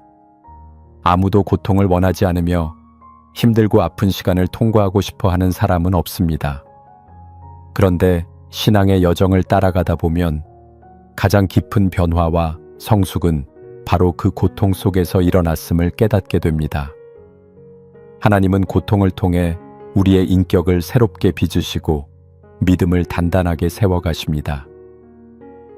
성경을 보면 하나님께 크게 쓰임받았던 사람들은 하나같이 고통의 시간을 거쳐야 했습니다. 그 고통은 단순히 겪는 것을 넘어 그들의 마음을 다듬고 믿음의 뿌리를 깊게 내리는 도구가 되었습니다. 하나님은 고통의 시간을 사용하셔서 우리가 아직 내려놓지 못한 것들을 하나씩 비워가시고 겉으로 드러난 신앙이 아닌 중심에서 우러나오는 믿음을 만들어 가십니다. 욥은 의인이었지만 말할 수 없는 고통을 겪었습니다. 자녀들을 잃고 재산을 잃고 건강마저 무너졌을 때 그는 철저히 무너졌습니다. 친구들은 그를 정죄했고 아내마저 하나님을 욕하고 죽으라고 말할 정도로 절망의 끝에 있었지만 그 속에서 욥은 하나님 앞에 진실한 질문을 던졌습니다. 그리고 결국 그 질문 속에서 하나님을 새롭게 만납니다. 욥기 23장 10절에서 욥은 이렇게 고백합니다. 그러나 내가 가는 길을 그가 아시나니 그가 나를 단련하신 후에는 내가 정금같이 나오리라. 이 고백은 단순한 인내의 표현이 아닙니다. 고통을 통해 하나님이 자신을 어떻게 다듬고 계신지를 받아들인 사람만이 할 수 있는 신앙의 고백입니다. 하나님은 욥의 인생에서 단순한 회복이 아니라 인격 전체의 성장을 이끌어내셨습니다. 신약의 베드로도 같은 길을 걸었습니다. 충성심으로 가득했던 그는 예수님을 3번 부인한 후 철저히 무너졌습니다. 그러나 그 실패와 고통이 그를 교만에서 낮아짐으로 인도했고 결국 수많은 성도들을 섬기는 사도가 되게 만들었습니다. 그가 훗날 성도들에게 쓴 편지 속에는 고통을 통과한 사람만이 줄 수 있는 위로와 지혜가 담겨 있습니다. 베드로전서 5장 10절에서 말씀하셨습니다. 모든 은혜의 하나님 곧 그리스도 안에서 너희를 부르사 자기의 영원한 영광에 들어가게 하시니가 잠깐 고난을 당한 너희를 신이 온전하게 하시며 굳건하게 하시며 강하게 하시며 터를 견고하게 하시리라. 이 말씀은 고난이 절망이 아닌 회복과 성숙으로 가는 길목임을 분명히 말해줍니다. 혹시 지금 겪고 있는 고통이 너무 깊어 숨조차 쉬기 어려우신가요? 매일의 시간이 버겁고 스스로가 작게 느껴지시나요? 그렇다면 하나님께서 당신 안에 깊은 인격의 변화를 시작하셨다는 뜻일 수 있습니다. 하나님은 아프게 하시기 위해 고통을 주시는 분이 아니라 더 깊고 단단한 사람으로 빚어가시기 위해 그 시간을 사용하시는 분이십니다. 신앙은 지식이 아니라 인격입니다. 하나님은 당신을 통해 일하시기 전에 먼저 당신 자체를 만지시길 원하십니다. 그리고 그 만지심은 대부분 고통이라는 과정을 통해 시작됩니다. 눈물로 무너지는 자리에 하나님은 찾아오시고 그 무너진 마음 위에 진짜 믿음을 세우십니다. 다음은 상실 속에서도 놓지 말아야 할 하나님의 약속에 대해 이야기 나누겠습니다. 상실은 인생의 중심을 흔들어 놓습니다. 소중한 사람을 잃고 오랜 시간 쌓아온 무언가가 무너지고 믿었던 관계에서 배신을 경험할 때 우리는 마음 깊은 곳에서부터 무너져 내립니다.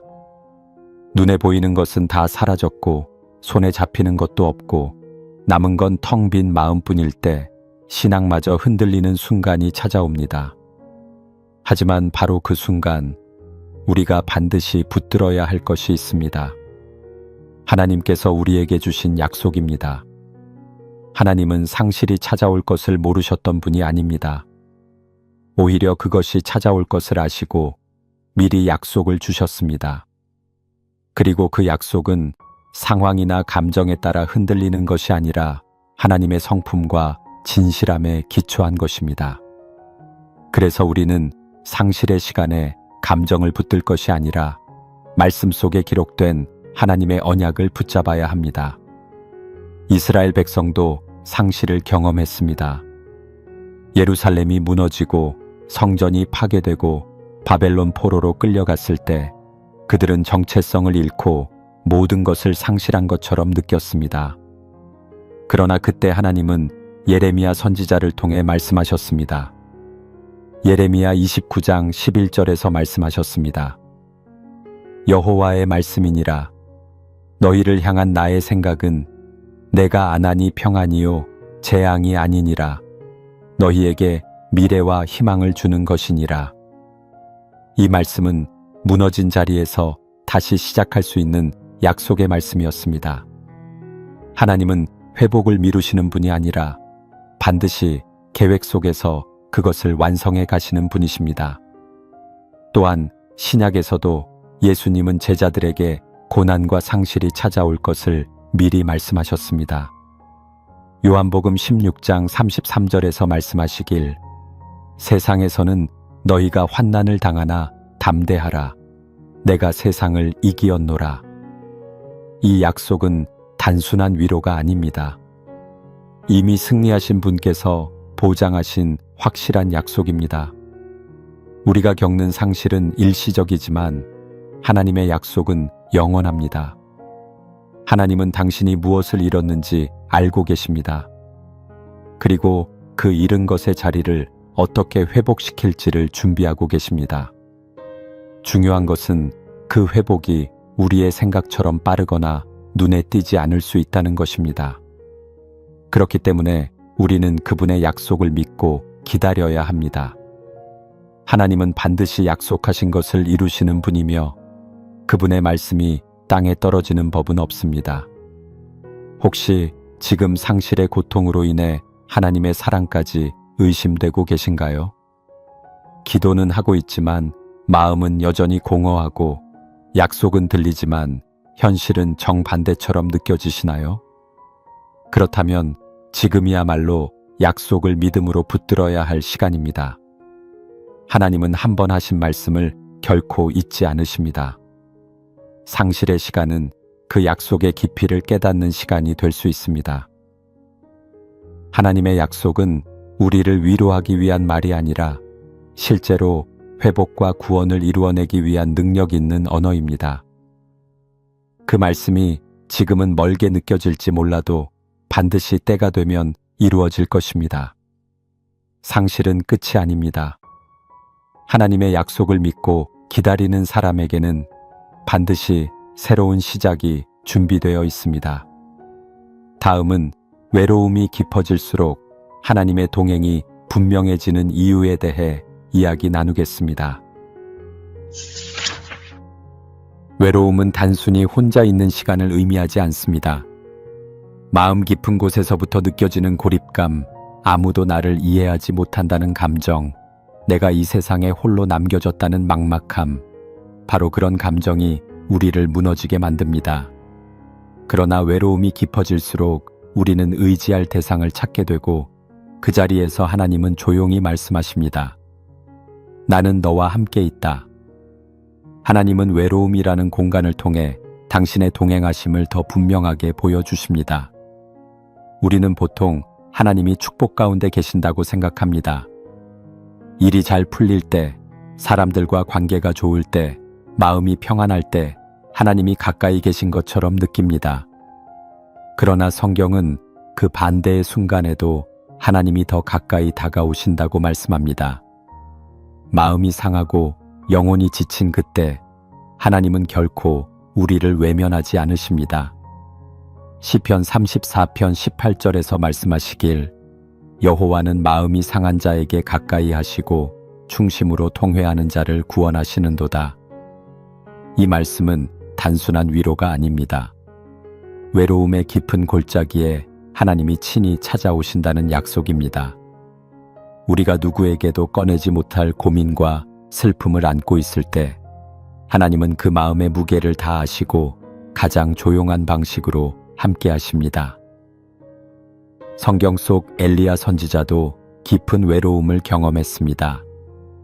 갈멜산에서 하나님의 능력을 경험한 직후 이세벨의 위협 앞에 도망치며 광야에서 이제는 내 생명을 거두어 주소서라고 외칩니다. 그는 선지자로서의 사명도 사람들과의 관계도 다 잃었다고 느꼈습니다. 하지만 그 순간 하나님은 천둥이나 불이 아닌 세미한 음성으로 엘리야를 찾아오십니다.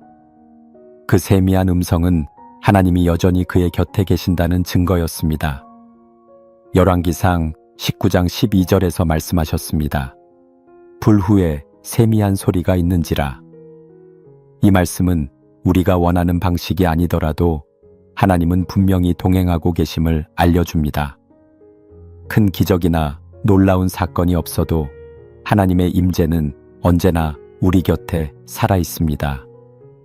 외로움은 그분의 존재를 더 예민하게 느낄 수 있는 통로입니다. 혹시 지금 외로움으로 인해 하나님도 멀게 느껴지시나요? 기도해도 답이 없고 누구에게도 진심을 털어놓을 수 없는 상황에 계신가요? 그렇다면 지금 이 순간이야말로 하나님의 동행하심을 가장 진하게 경험할 수 있는 시간입니다. 하나님은 외로움을 무의미한 고통으로 두지 않으십니다. 그 시간 속에서 당신의 존재를 깊이 새기도록 하십니다. 외로움은 축복입니다. 모든 소리가 멈춘 그곳에서 우리는 하나님의 음성을 듣게 되기 때문입니다. 사람의 위로도 세상의 즐거움도 가닿지 못하는 그 깊은 곳에 하나님은 홀로 찾아오십니다. 그리고 아무 말 없이 함께 하십니다. 그 동행이야말로 우리의 삶을 지탱해주는 진짜 힘입니다. 다음은 지금 모든 것이 끝난 것처럼 느껴지는 이 순간이 하나님이 준비하신 출발점임을 깨닫는 은혜에 대해 이야기 나누겠습니다. 삶의 어느 지점에서 우리는 이렇게 느낍니다. 이제는 정말 끝났다. 사랑이 끊어지고 일이 무너지고 삶의 의미마저 잃었을 때 우리는 그 자리를 인생의 마지막으로 여깁니다. 그러나 나중에 돌아보면 그 순간이 오히려 하나님이 나를 다시 일으키신 출발점이었다는 사실을 깨닫게 됩니다. 하나님은 우리의 눈물과 무너짐을 넘어 더 깊은 은혜의 자리로 우리를 이끄시는 분이십니다. 성경은 이 은혜의 여정을 여러 인물을 통해 보여줍니다. 요셉은 형제들에게 버림받고 억울한 누명을 쓴 뒤 감옥에서 지내야 했습니다. 사람의 시선으로는 그의 인생이 끝난 것처럼 보였지만 하나님은 감옥이라는 어두운 길을 통해 이집트의 총리로 세우셨습니다. 모세도 마찬가지였습니다. 도망자로 광야에 숨어 살았지만 그 광야는 그를 다시 부르시는 하나님의 무대였습니다. 베드로는 3번 부인한 죄책감에 스스로 무너졌지만 예수님은 그를 회복시키시고 사도의 길로 부르셨습니다.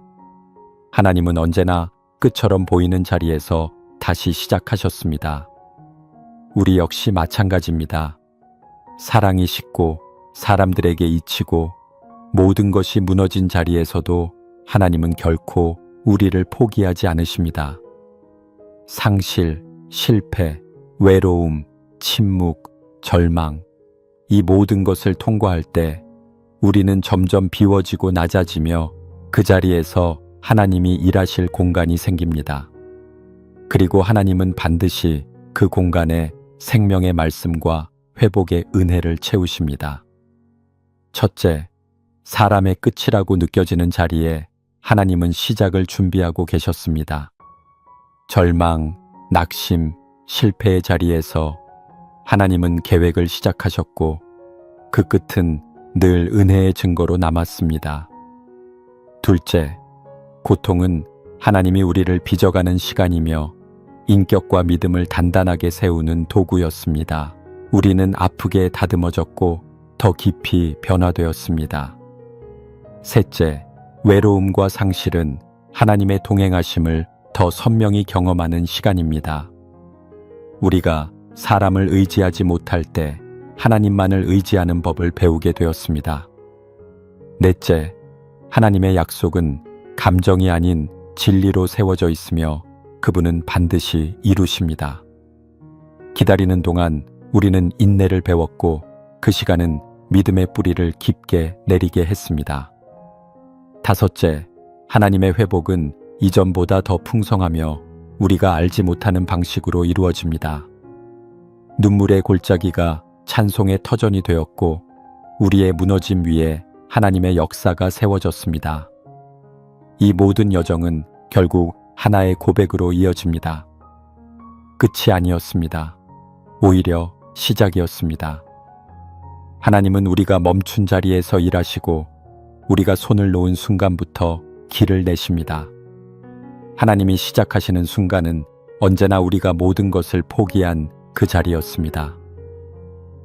절망 중에도 희망을 보게 하신 말씀, 침묵 속에서도 동행을 확신하게 하신 말씀, 실패 속에서 다시 사명을 발견하게 하신 말씀, 그 모든 말씀은 결국 한 가지를 말합니다. 하나님은 끝처럼 보이는 순간에도 당신을 포기하지 않으셨습니다. 여러분도 지금 무너진 자리에서 다시 시작하길 원하신다면, 그리고 고통 속에서도 하나님이 함께 하신다는 이 말씀에 공감하신다면 아래 댓글란에 아멘이라고 남겨주세요. 하나님의 회복이 여러분에게 풍성히 임하길 바랍니다.